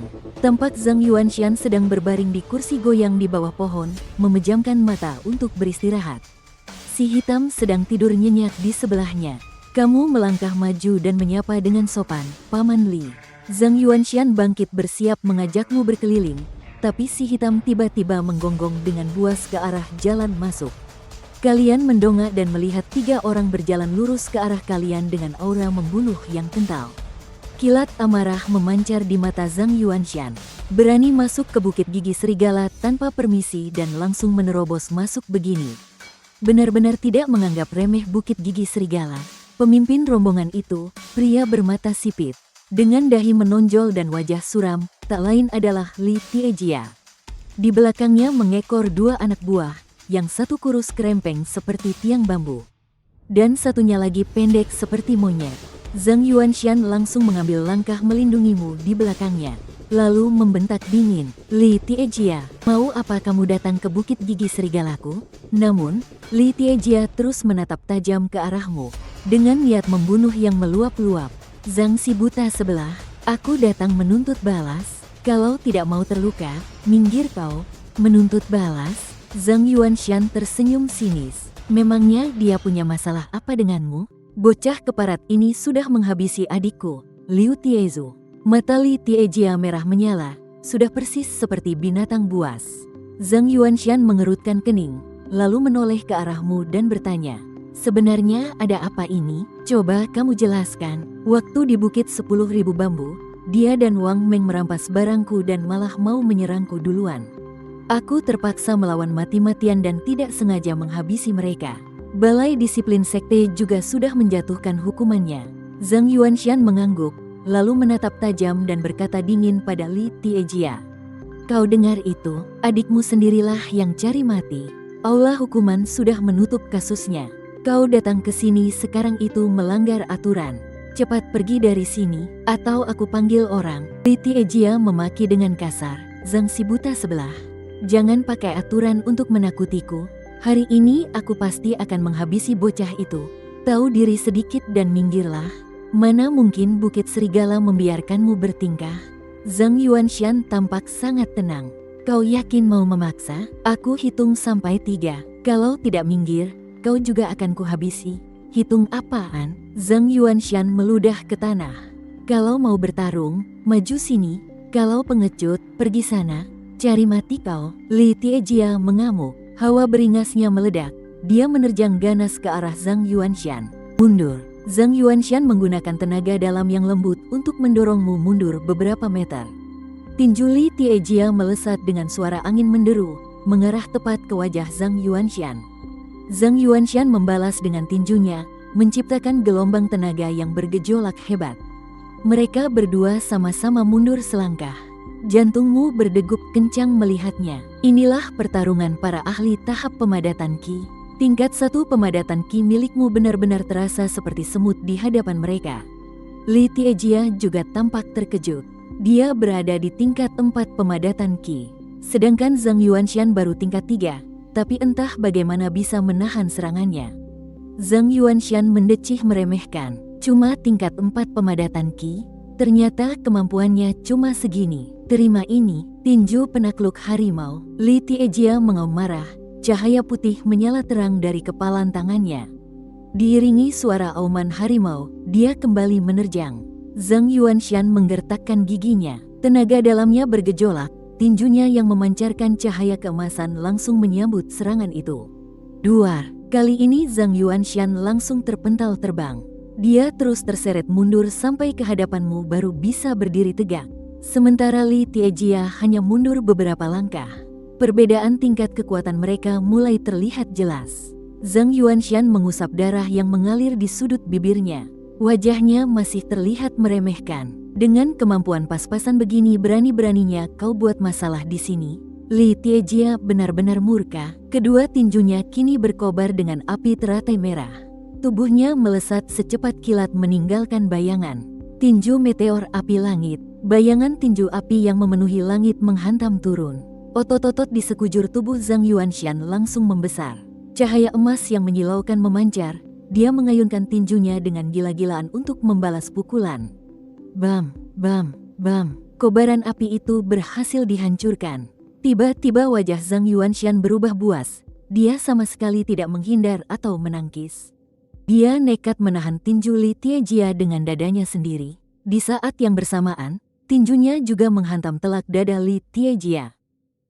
Keduanya terpental mundur secara bersamaan. Hawa keberadaan mereka langsung melemah.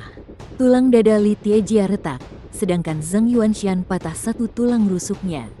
Hahaha, lumayan juga kan rasanya? Zhang Yuanshan terbatuk-batuk sambil tertawa terbahak-bahak, benar-benar terlihat seperti orang gila. Li Tiejia yang berada di tingkat 4 merasa sangat terhina karena dilukai oleh orang tingkat 3. Dia benar-benar murka karena malu. Cahaya putih berkelebat dari tangannya. Dia mengeluarkan sebuah pedang pusaka berwarna merah menyala.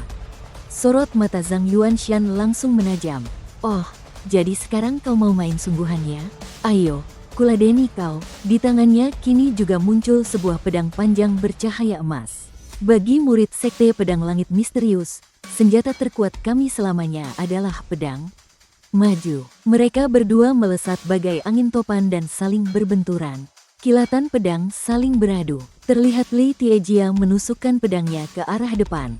Di luar dugaan, Zhang Yuanshan sama sekali tidak menghindar. Tubuhnya justru menerjang maju dengan keras. Dia sengaja membiarkan pedang itu menusuk bahunya. Di saat yang bersamaan, Zhang Yuanshan tersenyum licik, lalu menusukkan pedangnya tepat ke arah ulu hati Li Tiejia. Li Tiejia sangat terkejut. Dia merendahkan tubuhnya mati-matian untuk menghindari titik fatal, tapi rusuk kirinya tetap tertusuk. Rasakan ini, Zhang Yuanshan memutar pedangnya dengan brutal. Tangannya yang lain langsung menamparkan wajah Li Tiejia dengan keras. Bam! Mereka berdua terpental mundur. Darah emas menyembur kemana-mana. Li Tiejia menjerit kesakitan sambil mundur. Tubuhnya terhuyung-huyung nyaris tumbang. Dua anak buahnya buru-buru menopang tubuhnya. Zhang Yuanshan juga ikut terhuyung mundur. Kamu buru-buru maju untuk memapahnya, tapi dia malah menepis tanganmu. Aku belum mati. Setelah itu, dia tertawa terbahak-bahak ke arah Li Tiejia. Hahaha, gimana? Enak, kan? Li Tiejia mengumpat kesal. Dia sama sekali tidak menyangka Zhang Yuanshan sekejam ini. Gaya bertarungnya benar-benar nekat dan tidak takut mati. Zhang Yuanshan tertawa sampai terbatuk-batuk. Li Tiejia membentak anak buahnya. Cepat maju, tangkap si pecundang itu. Kedua anak buah itu langsung melesat ke arahmu. Aura yang meledak dari tubuh mereka ternyata berada di tingkat pemurnian Qi tahap 3. Wajah Zhang Yuanshan langsung pucat pasi. Dia sedang terluka parah, dan kamu baru berada di tahap 1. Jelas tidak mungkin bisa menahan serangan mereka. Namun, tepat pada saat itu, terdengar suara nyaring yang membelah udara. Kedua anak buah itu merasa tubuh mereka dikunci oleh aura spiritual yang sangat mengerikan. Wajah mereka langsung pucat ketakutan. Saat menoleh, mereka melihat sebuah tongkat melesat cepat ke arah mereka. Mereka buru-buru mengangkat pedang untuk menangkis. Celang, kekuatan dahsyat dari tongkat itu langsung mementalkan pedang mereka dan menghantam dada mereka dengan sangat keras. Keduanya terpental mundur sejauh beberapa meter. Darah emas menyembur dari mulut mereka. Mereka jatuh ke tanah dan menjerit sejadi-jadinya. Tongkat itu berputar di udara, lalu menancap tepat di antara mereka berdua. Li Tiejia berdiri mematung, benar-benar syok. Tidak disangka, ada master sehebat ini yang bersembunyi di puncak Serigala Langya. Uhuk, uhuk, suara batuk itu terdengar dari dalam rumah batu milik kakekmu, disusul oleh suara yang sangat dingin. Kalau kalian masih mau hidup, cepat pergi dari sini. Sambil menahan sakit, kedua anak buah itu merangkak bangun dan memapah Li Tiejia. Li Tiejia menatap tajam ke arahmu. Dia menggertakkan giginya kesal. Bocah, awas saja. Ya, kalau berani, jangan pernah keluar dari puncak Serigala Langya ini. Setelah itu, mereka langsung kabur terbirit-birit. Kamu menatap tongkat itu, merasa sangat takjub dan tidak percaya. Padahal Zhang Yuanshan bilang, kakekmu itu cuma berada di tahap 2 pemurnian Qi. Tapi kekuatan tongkat ini benar-benar bisa menghabisi semua orang di sini dalam sekejap. Si hitam melompat ke arah tongkat itu dan menggigitnya bawa masuk ke rumah. Lalu, kakekmu berjalan keluar sambil bertumpu pada tongkatnya. Dia melirik sekilas ke arah Zhang Yuanshan. Sudahlah, jangan sok kuat. Pef, detik berikutnya, Zhang Yuanshan langsung memuntahkan darah keemasannya. Seluruh energinya langsung terkuras habis. Kamu buru-buru menahan tubuhnya agar tidak ambruk. Kakekmu berjalan mendekat dan menekan beberapa titik di tubuhnya untuk menghentikan kebocoran energi, lalu melemparkan sebotol pil kepadamu. Cepat berikan ini padanya. Setelah mengatakan itu, dia kembali masuk dan menutup pintunya. Sikapnya terlihat begitu dingin dan tak acuh. Kamu pun segera menyuapkan pil itu pada Zhang Yuanshan. Setelah dia bermeditasi sejenak untuk memulihkan tenaganya, wajahnya perlahan terlihat lebih segar. Kamu membungkuk dalam-dalam. Terima kasih banyak, Paman Li, sudah menyelamatkan nyawaku. Zhang Yuanshan tertawa. Ah, santai saja. Kamu kan orang Bukit Langyaku. Mana mungkin aku diam saja melihatmu ditindas. Hatimu terasa begitu hangat. Dia rela bertaruh nyawa demi dirimu. Kebaikan ini terlalu besar, Paman Li. Paman keren banget, ucapmu dengan tulus. Zhang Yuanshan terkekeh. Zhang Tiejia itu takut kena masalah. Dia takut dihukum berat oleh balai disiplin dan menghancurkan masa depannya. Makanya, pas bertarung dia jadi ragu-ragu dan setengah-setengah. Jadi ritme pertarungannya bisa paman kuasai sepenuhnya. Kamu pun tiba-tiba paham. Tiba-tiba, Zhang Yuanshan menatapmu dengan sangat serius. Ingat ini baik-baik. Mulai sekarang, kamu harus kejam pada musuh. Berbaik hati pada musuh. Sama saja dengan bersikap kejam pada dirimu sendiri. Kamu mengangguk kuat-kuat. Kenapa kamu mau berkultivasi? Tanya Zhang Yuanshan. Kamu tertegun sejenak. Untuk jadi lebih kuat. Supaya tidak ditindas lagi, dan supaya bisa makan sampai kenyang. Zhang Yuanshan langsung memotong. Ada orang yang takut mati, makanya mereka mencari keabadian. Ada yang mencari kekuatan demi memuaskan nafsu mereka, dan ada juga yang terpaksa. Dulu, aku juga masuk jalan ini karena kebetulan. Ya sudahlah, untuk sementara waktu, kamu jangan keluar dari Bukit Langya. Kamu pun mengangguk, lalu bertanya, Paman Li, bisa ajari aku ilmu bela diri? Aku pengin banget belajar ilmu pedang. Jangan ilmu pedang dulu, belajar ilmu langkah kaki dulu saja. Loh, kenapa? Padahal kamu sedang butuh banget meningkatkan kekuatan bertarung. Zhang Yuanshan menjawab dengan serius, karena kalau kamu tidak bisa menang, kamu bisa kabur. Kamu pun terbengong mendengarnya. Benar juga ya. Dia lalu membawamu kembali ke dalam rumah. Dia mengeluarkan sebuah cangkang kura-kura yang hitam legam. Di dalam sini ada jurus langkah ilusi. Ini sangat berguna. Setelah itu, Zhang Yuanshan kembali ke kamarnya untuk istirahat. Kamu memindai cangkang kura-kura itu dengan kesadaran spiritualmu. Tiba-tiba, pikiranmu tersedot ke dalam sebuah ruang gelap gulita. Huruf-huruf bercahaya emas langsung menyusun diri menjadi sebuah panduan jurus lengkap dengan gambarnya. Setelah itu, kesadaranmu kembali ke dunia nyata. Kraakek, cangkang kura-kura itu hancur berkeping-keping. Kamu pun langsung mempraktikkan jurus langkah kaki yang namanya aneh banget ini di atas tanah. 2 jam kemudian, kakimu lemas bukan main, sampai kamu jatuh terduduk di tanah. Kamu terengah-engah mencari napas. Jurus sialan, langkah ilusi ini, susah banget, ya ampun. Kalau dilanjutin, kakiku bisa rontok nih. Kamu pun memutuskan untuk berhenti latihan sejenak. Mending cari kerjaan lain dulu deh. Tapi, kamu tetap harus meningkatkan kekuatanmu. Walaupun Wang Meng dan Liu Tiezu berhasil kamu kalahkan, itu kan cuma karena mereka lagi lengah. Terus, itu juga berkat pedang dewa melayang yang aneh di tanganmu ini. Pada dasarnya, kamu itu cuma pemula yang tidak punya keahlian bertarung sama sekali. Kalau mau jadi kuat, ya harus gerak. Dengan langkah gontai, kamu memaksakan diri untuk berdiri, lalu mencabut pedang dewa melayang itu.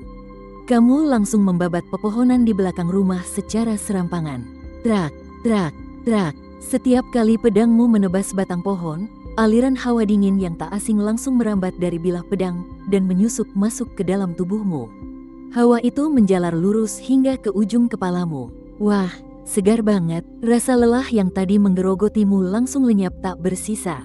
Kini, kamu merasa 100 kali lipat lebih bersemangat. Semakin kamu menebas, kamu semakin bersemangat. Tanpa sadar, kamu mulai menjalankan mantra kultivasi kaca. Energi spiritual di sekitarmu bercampur dengan energi dari dalam pedang, mengalir deras masuk ke dantianmu. Kamu sangat terkejut saat menyadari, dengan bantuan pedang ini, kecepatanmu menyerap energi spiritual dari luar ternyata menjadi jauh lebih cepat. Kamu pun kegirangan, ayunan pedangmu jadi semakin cepat. Selama 1 jam, kamu benar-benar seperti mesin penebang pohon yang tidak kenal lelah. Hutan di depanmu sampai gundul kamu tebas. Tiba-tiba, sesuatu terlintas di pikiranmu, jurus yang sebelumnya terasa sangat rumit dan sulit dipahami, yaitu langkah ilusi, sekarang malah terbayang dengan sangat jelas di depan matamu. Setiap detail gerakannya, seolah-olah ada orang yang mempraktikannya langsung di hadapanmu. Tubuhmu bereaksi lebih cepat dari otakmu, secara refleks bergerak mengikuti bayangan di kepalamu. Kamu mengalirkan tenaga dalam kedua kakimu, lalu berjinjit menolak tanah. Wus, tubuhmu langsung melesat ke depan. Saat hampir menabrak pohon besar, secara naluri kamu mengangkat kakimu. Ujung kakimu menyentuh batang pohon dengan ringan, dan tubuhmu entah bagaimana melayang mulus sampai ke atas pohon. Kamu salto ke bawah. Saat mendarat, ada gelombang energi tipis yang menyebar dari telapak kakimu. Rasanya seringan menginjak kapas. Kamu pun terbengong di tempat, menatap kedua kakimu dengan rasa tidak percaya. Hah, aku sudah menguasainya. Kamu mencubit dirimu sendiri dengan keras. Au, sakit. Ini bukan mimpi. Kamu benar-benar berhasil. Hanya dalam waktu 2 jam, berkat pencerahan aneh dari menebang pohon, kamu berhasil menguasai ilmu meringankan tubuh tingkat tinggi ini. Pedang peri melayang ini benar-benar kayak ngechip. Kamu langsung mengeluarkan jurusmu lagi. Tubuhmu berubah menjadi bayangan yang melesat cepat di antara pepohonan. Sensasi bisa mengendalikan kecepatan ini membuat darahmu mendidih kegirangan. Dengan kecepatanmu yang sekarang, biarpun harus melawan kultivator tingkat 2, kalaupun tidak menang, kamu pasti bisa kabur. Kamu berhenti, hatimu bersorak kegirangan. Kalau pedang ini bisa membantumu menguasai jurus langkah, bagaimana dengan jurus yang lain? Aku harus cari Zhang Yuanshan dan minta buku jurus hebat lainnya. Kamu berlari secepat kilat, melesat bagaikan angin turun ke kaki gunung. Zhang Yuanshan sedang membelah kayu bakar. Melihatmu lari mendatanginya dengan wajah kegirangan. Dia mengangkat alisnya. Ada apa? Nemu batu spiritual lagi? Lebih bagus dari batu spiritual. Kamu bicara sambil ngos-ngosan, matamu berbinar-binar. Paman Li, apa paman masih punya buku jurus pedang yang lebih sakti? Pinjami aku beberapa buku lagi dong. Zhang Yuanshan mengerutkan kening. Jangan serakah, nanti malah tidak fokus. Jurus langkah yang kemarin saja sudah berhasil aku kuasai. Lihat nih, tanpa banyak basa-basi, kamu langsung pamer jurus di depannya. Mempraktikkan langkah ilusi. Sosokmu bergerak layaknya hantu, melompat dan menghindar ke sana kemari mengelilinginya, jauh lebih lincah daripada kelinci. Kapak di tangan Zhang Yuanshan hampir saja jatuh, dia langsung mematung di tempat. menatapmu seolah sedang melihat monster. Jurus langkah ini butuh waktu 30 tahun baginya untuk sekadar mencapai tingkat dasar. Bocah ini, padahal baru pegang bukunya kurang dari 2 jam, tapi sudah menguasainya sampai tingkat mahir, apalagi melihat kelincahannya. Kalaupun sekarang dia turun tangan untuk menangkapmu, menyentuh ujung bajumu saja dia tidak akan sanggup. Dia menarik napas dalam, menatapmu dengan pandangan yang sulit diartikan. Bocah gila, berhenti kamu. Kamu bertanya dengan penuh harap, bagaimana? Zhang Yuanshan terbatuk sekali, berusaha keras pura-pura tenang. Lumayanlah, kamu malas membongkar kebohongannya. Kamu buru-buru bertanya lagi, terus, bagaimana dengan ilmu pedangnya? Aku mau belajar ilmu pedang. Cuma bisa lari saja tidak ada gunanya. Kamu harus punya cara untuk menyerang. Zhang Yuanshan menunjuk ke puncak gunung. Kalau mau belajar ilmu pedang, pergilah ke puncak Bukit Gigi Serigala. Di atas sana ada batu besar, ukirannya berisi ilmu pedang tingkat tinggi. Pelajari sendiri sana. Jalan ke atas sudah tertutup semak belukar. Kamu harus buka jalan sendiri untuk naik. Di puncaknya ada gubuk batu. Bawa bekal dan alas tidurmu. Menginaplah di atas sana selama beberapa hari. Sambil bicara, dia melemparkan tas kain berisi roti gandum spiritual dan dendeng daging padamu. Juga sebuah gulungan alas tidur, dan dia menyempatkan diri menyelipkan sebotol obat anti serangga ke tanganmu. Di atas sana banyak serangga beracun. Hati-hati kau. Terima kasih, Paman Li. Kamu menerima barang-barang itu. Tanpa buang waktu semenit pun, kamu menggendong tas itu dan langsung berlari menuju puncak gunung. Karena sudah menguasai ilmu meringankan tubuh, kecepatanmu mendaki gunung jadi jauh lebih cepat. Saat ada semak dan pohon yang menghalangi jalan, kamu langsung mencabut pedang dan menebasnya. Sepanjang jalan kamu menebas sambil menyerap energi. Kamu bisa merasakan pusaran hawa murni di dalam tubuhmu berputar sangat cepat. Walaupun kamu tidak punya akar spiritual, pedang ini benar-benar memaksakan diri untuk menciptakan satu untukmu.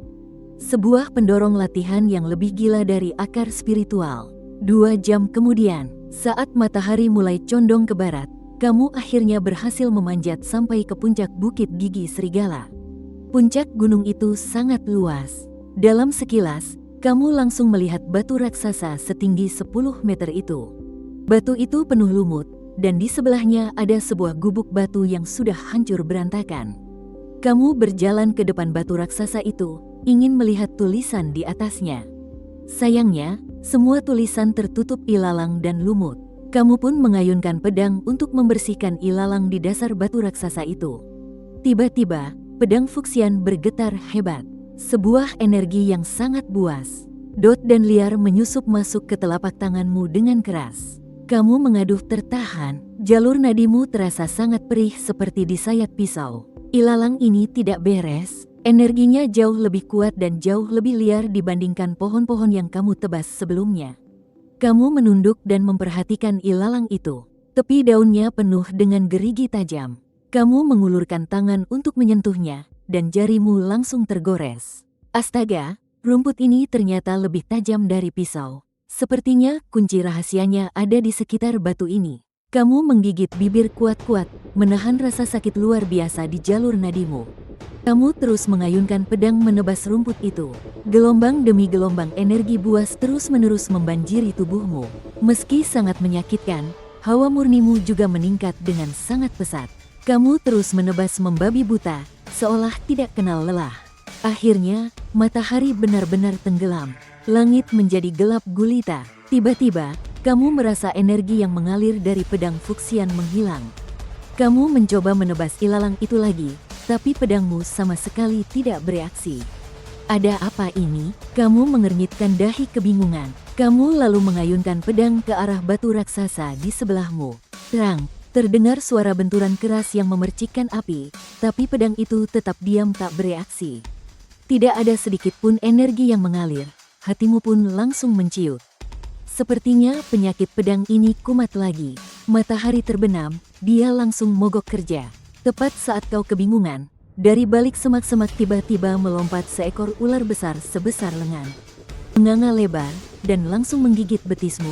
Rasa sakit yang luar biasa menjalar, kau pun berteriak kesakitan. Secara naluriah kau mengayunkan pedangmu, dan ular besar itu seketika terbelah menjadi dua, menggelepar kesakitan di tanah. Namun, tepat pada detik ular itu terputus, pedang Fuxian bergetar hebat. Aliran hawa hangat yang membara tiba-tiba mengalir deras ke dalam tubuhmu. Hawa hangat ini dengan cepat menjalar ke luka di betismu, dan rasa sakit yang menusuk tulang itu tiba-tiba menghilang begitu saja. Kau pun tertegun. Bukannya pedang ini tidak bisa dipakai di malam hari? Kau menatap ular yang masih menggelepar di tanah itu, dan sebuah pikiran melintas di benakmu. Jangan-jangan, di malam hari pedang ini baru bisa aktif kalau dipakai menebas makhluk hidup. Tiba-tiba, hawa hangat itu habis, dan lukamu mulai terasa sakit lagi. Kau menunduk dan melihat, kepala ular itu ternyata masih menancap kuat di kakimu. Dengan sekali tebas, kau menyingkirkan kepala ular itu dan mencabutnya dari kakimu. Dua taring beracun sepanjang 2 inci, meneteskan cairan berwarna hitam pekat. Lukamu sudah membengkak parah, dan warnanya benar-benar hitam, beracun. Kau buru-buru mengeluarkan obat cair pemberian Zhang Yuan-san dan menuangkannya. Tapi sama sekali tidak mempan, garis hitam racunnya malah terus menjalar ke atas. Sialan, kau menatap tajam bangkai ular di tanah itu. Kalau hawa hangat tadi bisa menahan rasa sakit, apa mungkin bisa untuk menawarkan racun? Mengabaikan rasa sakit yang menyiksa, kau langsung menerjang dan mencincang abis bangkai ular itu. Setiap kali pedangmu menebas, aliran hawa hangat kembali merasuk ke dalam tubuhmu. Benar saja, berkat hawa hangat yang terus membilas lukamu, bengkak di betismu mulai mengempis, dan racun hitamnya perlahan-lahan memudar. Cairan itu kembali berwarna keemasan. Dan saat kau selesai mencincang ular seberat 3,5 kilogram itu menjadi bubur. Luka di kakimu sudah sembuh total, bahkan tidak ada bekas luka sedikit pun. Kau meraba betismu yang sudah mulus seperti semula, jantungmu berdebar kencang. Pedang Fuxian ini ternyata juga bisa menyembuhkan dan menawarkan racun. Ini sih bukan sekadar pedang, tapi benar-benar seperti cadangan energi berjalan. Setelah repot mengurus semua ini, perutmu mulai keroncongan. Kau melirik tumpukan daging ular di tanah. Wah, ini lumayan juga. Kau pun mengumpulkan ranting kering, menyalakan api, dan langsung membakar daging ular itu. 1 jam kemudian, kau sudah duduk di dekat api unggun sambil melahap daging ular bakar itu. Enak banget. Setelah makan dan minum sampai kenyang, kau berbaring di atas batu besar yang keras sambil menatap bintang-bintang. Penemuan malam ini sungguh luar biasa. Pedang ini adalah senjata andalan terbesarmu. Kau harus benar-benar memahami cara kerjanya. Siang hari menebas apa saja, malam hari menebas makhluk hidup, dan bisa menyembuhkan juga. Pedang ini memang diciptakan khusus untuk bertarung. Teringat kembali masa-masa kelaparan dan kedinginan dulu. Tatapan matamu kini berubah menjadi tajam dan penuh tekad.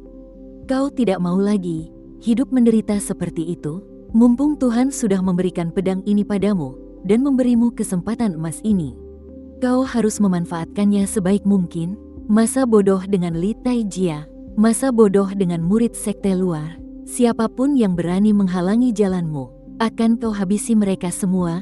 Angin di puncak gunung bertiup makin kencang. Ada ular berbisa lagi, ini nggak aman. Kau memutuskan untuk tidak bermalam di atas sana. Kau pun menggendong ranselmu, mengerahkan langkah berkabut, dan meluncur turun gunung bagaikan burung malam. Keesokan paginya, saat langit baru saja terang tanah, kau sudah terbangun. Hal pertama yang kau lakukan adalah menghunuskan pedang Fuxian, lalu menebas batu di halaman. Terang, batu itu pun retak, aliran hawa hangat yang tak asing lagi mengalir ke dalam tubuhmu. Kau tersenyum tipis, bagus sekali. Kekuatannya di siang hari sudah kembali normal. Kau buru-buru mandi dan cuci muka, lalu memanaskan sisa daging ular semalam untuk sarapan. Sambil membawa roti gandum spiritual dan menggendong botol minum, kau kembali berlari kencang menuju puncak gunung. Sesampainya di atas, kau bahkan tidak sempat mengatur napas, dan langsung memanggil pedang Fuxian. Kau menebas batu besar itu dengan sekuat tenaga.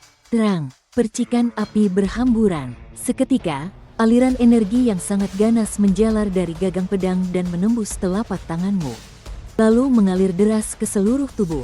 Wah, berhasil nih. Kau menyeringai lebar, tak peduli lagi dengan rasa lelah.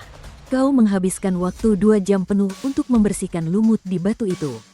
Dan akhirnya, wujud aslinya pun terlihat. Jurus pedang awan mengalir. Ternyata, yang meninggalkan warisan ini adalah seorang kultivator hebat tingkat dewa. Ini benar-benar barang langka. Kalau aku bisa menguasai ini, menghabisi si Li Tiejia itu pasti jadi hal yang sepele. Tanpa ragu lagi, Kau mengayunkan pedang fusian dan membacok batu itu dengan beringas. Setiap kali pedangmu menebas, selalu ada aliran energi ganas yang merasuk ke tubuhmu. Kekuatan ini bukan hanya memperkuat fisikmu, tapi juga membuat pikiranmu sangat fokus. Sekali lihat, langsung hafal. Mantra pedang yang rumit sepanjang lebih dari 2000 kata, berhasil kau hafal dengan sangat cepat. Pada saat yang sama, Kau memilih untuk terus berlatih mati-matian sendirian di sini. 4 jam kemudian, wung, wung, wung, batu raksasa di depanmu tiba-tiba bergetar hebat. Di permukaannya muncul segudang rune berwarna hijau. Seketika, aura pedang yang luar biasa tajam meledak keluar. Ada apa ini? Tatapanmu langsung menajam. Masa bodohlah, kau kembali mengerahkan seluruh tenagamu dan menebas batu itu. Terang, pedang fusian bergetar dengan sangat keras. Kali ini, energi yang masuk ke dalam tubuhmu terasa berlipat-lipat lebih liar dari sebelumnya. Kau mengerang menahan sakit, urat-urat di sekujur tubuhmu langsung menonjol keluar. Kekuatan itu menerjang secara brutal ke dalam dantian. Perutmu seketika membengkak, rasanya dantianmu nyaris meledak. Tak lama kemudian, aliran energi itu melesat lurus ke ubun-ubun. Kepalamu serasa dimasukkan bom sungguhan, sakitnya setengah mati. Sampai-sampai kau nyaris pingsan. Hajar saja, kau menggertakkan gigimu kuat-kuat dan mati-matian menjalankan jurus penempa Ki Liuli. Pusaran ki di dalam tubuhmu berputar sangat cepat, memaksa untuk menjinakkan energi spiritual yang begitu buas ini. Butuh waktu 10 tarikan napas penuh, barulah rasa sakitnya sedikit mereda. Kapasitas kimu seketika melonjak drastis. Sementara itu, rune di batu masih terus berkedip. Kau tahu ini kesempatan emas yang pantang dilewatkan. Gempuran energi spiritual sehebat ini, mana mungkin bisa kau temui di hari biasa. Ayo, lagi. Kau mengayunkan pedang berkali-kali, menahan rasa sakit di dantian yang rasanya hampir meledak. Setiap hantaman, secara paksa memperluas dantianmu. Latihan menyiksa diri ini berlangsung selama 3 jam penuh, sampai formasi pengumpul energi di bawah gunung tertutup. Barulah rune di atas batu itu meredup, lalu kau menghentikan tanganmu. Sambil terengah-engah, dantianmu kini membesar sepertiga dari ukuran sebelumnya. Kau bahkan sudah menyentuh ambang batas kondensasi ki tingkat 2. Tinggal sedikit lagi, kau merasa tak puas, lalu menatap tajam ke arah celah di batu yang baru saja kau belah. Dengan sisa tenaga terakhir, kau melepaskan satu tebasan. Celah itu meledak, cahaya hijau memancar terang. Pedang fusian bergetar hebat tak seperti biasanya. Hawa sedingin es langsung menusuk lurus ke ubun-ubunmu. Detik berikutnya, dunia di sekitarmu meremang, batu raksasa di depan matamu perlahan menjadi transparan. Tulisan-tulisan di sana berubah menjadi pedang-pedang kecil bercahaya hijau, yang akhirnya menyatu membentuk bayangan orang berjubah putih. Sisa jiwa sang penguasa, wajahnya sama sekali tak terlihat jelas. Tapi niat pedangnya yang begitu tajam membuat siapapun tak berani menatap langsung. Dia memegang pedang bercahaya. Dia mengayunkannya perlahan ke arah kehampaan. Awan mengalir membelah langit. Tanah di depannya seketika meledak, menyisakan bekas tebasan mengerikan sepanjang 10 zang. Bayangan itu terus bergerak. Energi spiritual di sekitarnya tersedot gila-gilaan ke pedang di tangannya. Awan mengalir memotong air tanpa jejak. Setetes air menembus batu raksasa. Awan mengalir menyapu ombak lautan. Gelombang energi pedang melahap segalanya. Awan mengalir menggulung bulan melintasi 9 langit. Dia menjelma menjadi badai energi pedang, melesat lurus menembus awan. Pada akhirnya, bayangan itu menatapmu. Seolah tersenyum simpul, bayangan itu pecah menjadi ribuan titik cahaya dan menyusup masuk ke pedang fusian di tanganmu. Dalam sekejap, 4 jurus pedang itu seakan terukir abadi di benakmu. Kau seperti kerasukan, terus menggenggam pedang. Tubuhmu bergerak secara naluriah.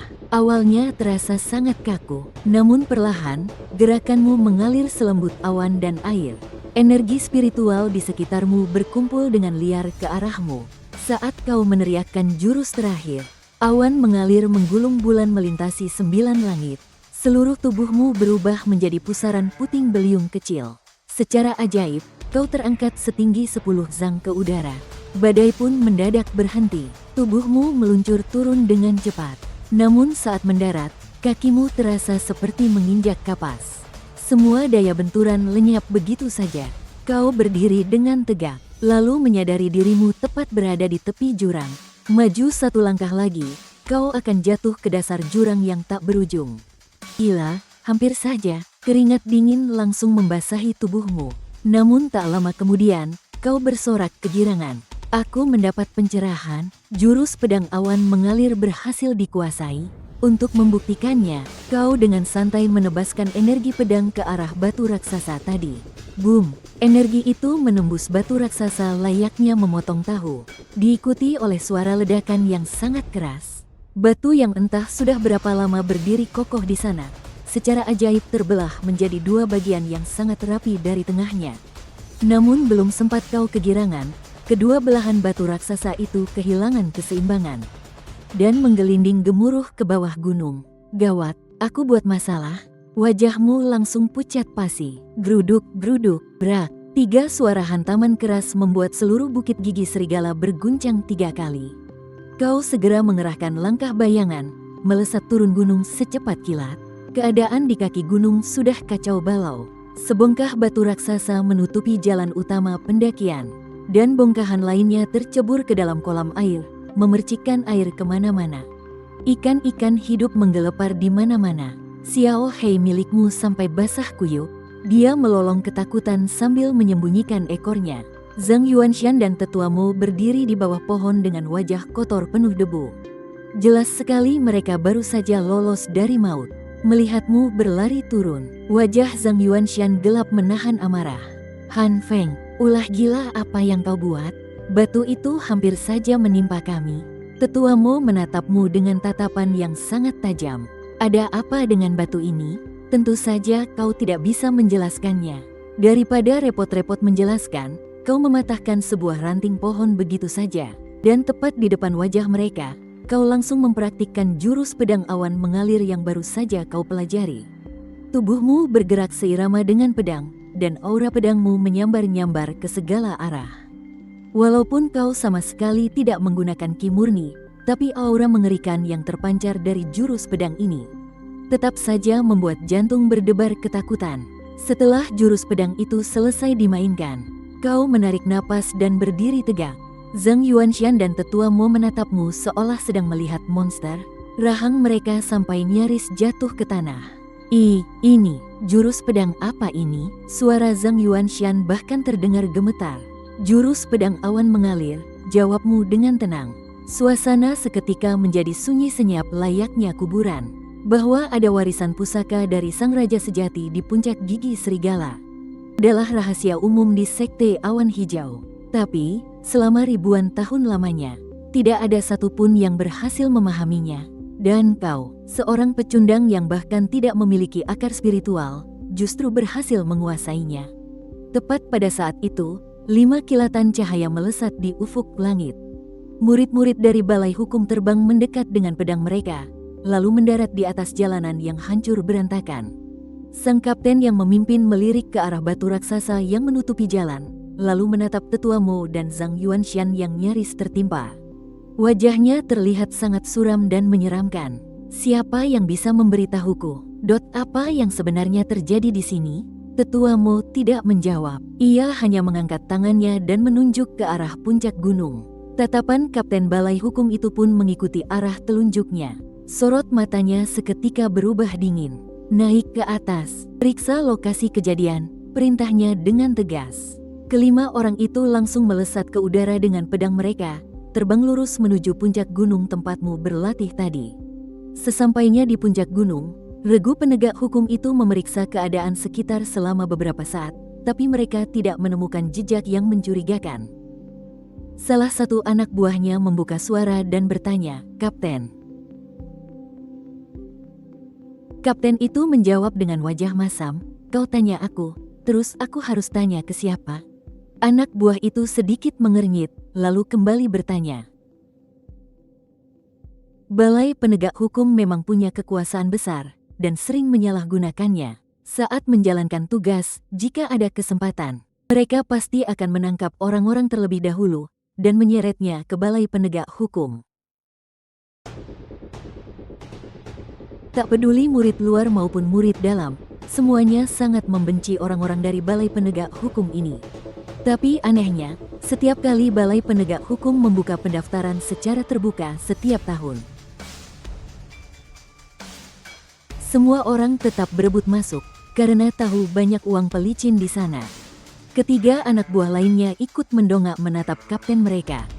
Mereka kembali bertanya, Kapten, jadi kita tangkap pelakunya atau tidak? Tangkap gundulmu, memangnya kerjaan kita masih kurang banyak, hah?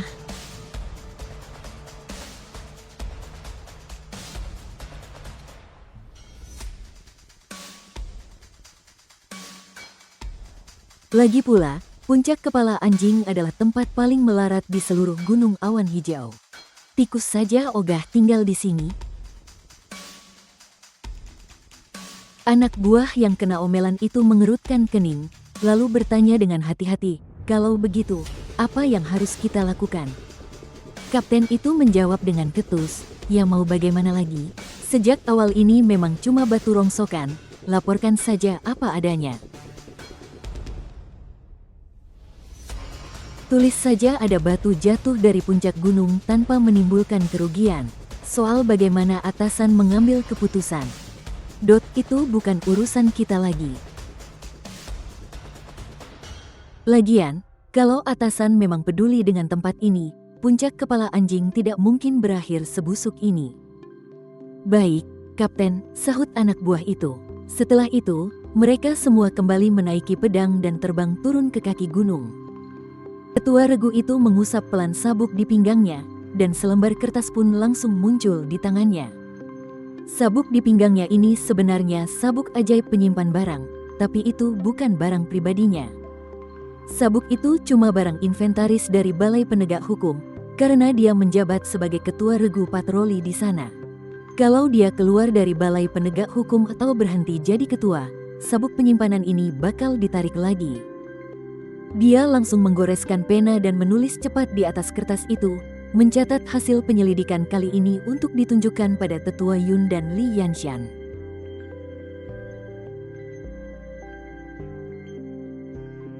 Di tempat antah berantah kayak bukit kepala anjing ini, mereka benar-benar nggak mau diam berlama-lama.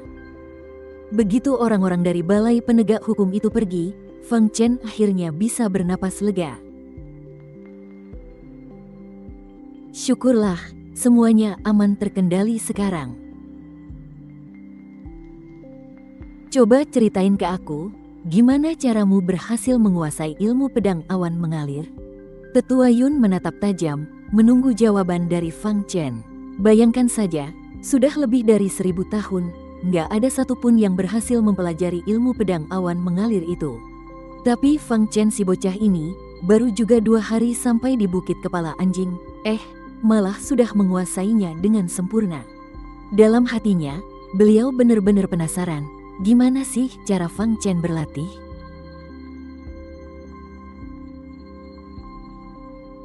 Batu ini tiba-tiba menyala terang, terus banyak kecebong kecil yang muncul di atasnya. Kecebong-kecebong itu merayap-rayap di atas batu, lalu mereka semua menyebar. Mereka memisahkan tulisan-tulisan di batu itu. Ya udah, aku coba aja berlatih ngikutin urutan tulisan yang dipisahkan sama kecebong-kecebong itu. Ternyata langsung berhasil. Kecebong, Li Yanshan dan Tetua Yun seketika terbengong mendengarnya. Padahal, mereka berdua juga sudah berkali-kali bertapa untuk memahami batu itu, tapi hasilnya selalu nihil. Boro-boro melihat kecebong kecil yang dibilang Fang Chen tadi. Meski begitu, mereka tetap percaya 100% sama ucapannya. Ya, lagi pula, ilmu silat di batu itu kan memang peninggalan dari seorang pendekar hebat tingkat raja sejati. Di Sekte Pedang Liuli sendiri, memang banyak prasasti atau bahkan batu biasa yang diukir dengan berbagai macam jurus.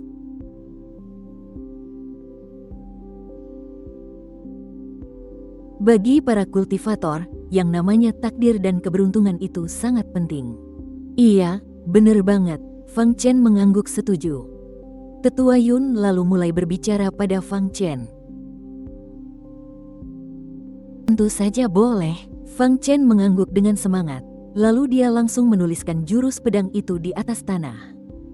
Dan sesuai dengan posisi kecebong-kecebong tadi berhenti, dia memenggal setiap kalimat dari jurus pedang itu satu persatu. Tapi tetap saja kita nggak bisa mempelajarinya, ucap Tetua Yun sambil menggelengkan kepalanya pelan. Sepertinya kita emang nggak berjodoh sama ilmu pedang ini. Iya, bener banget, sahut Lian Shan sambil mengangguk pelan.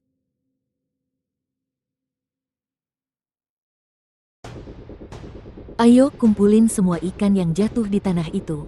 Siang ini, kita makan ikan,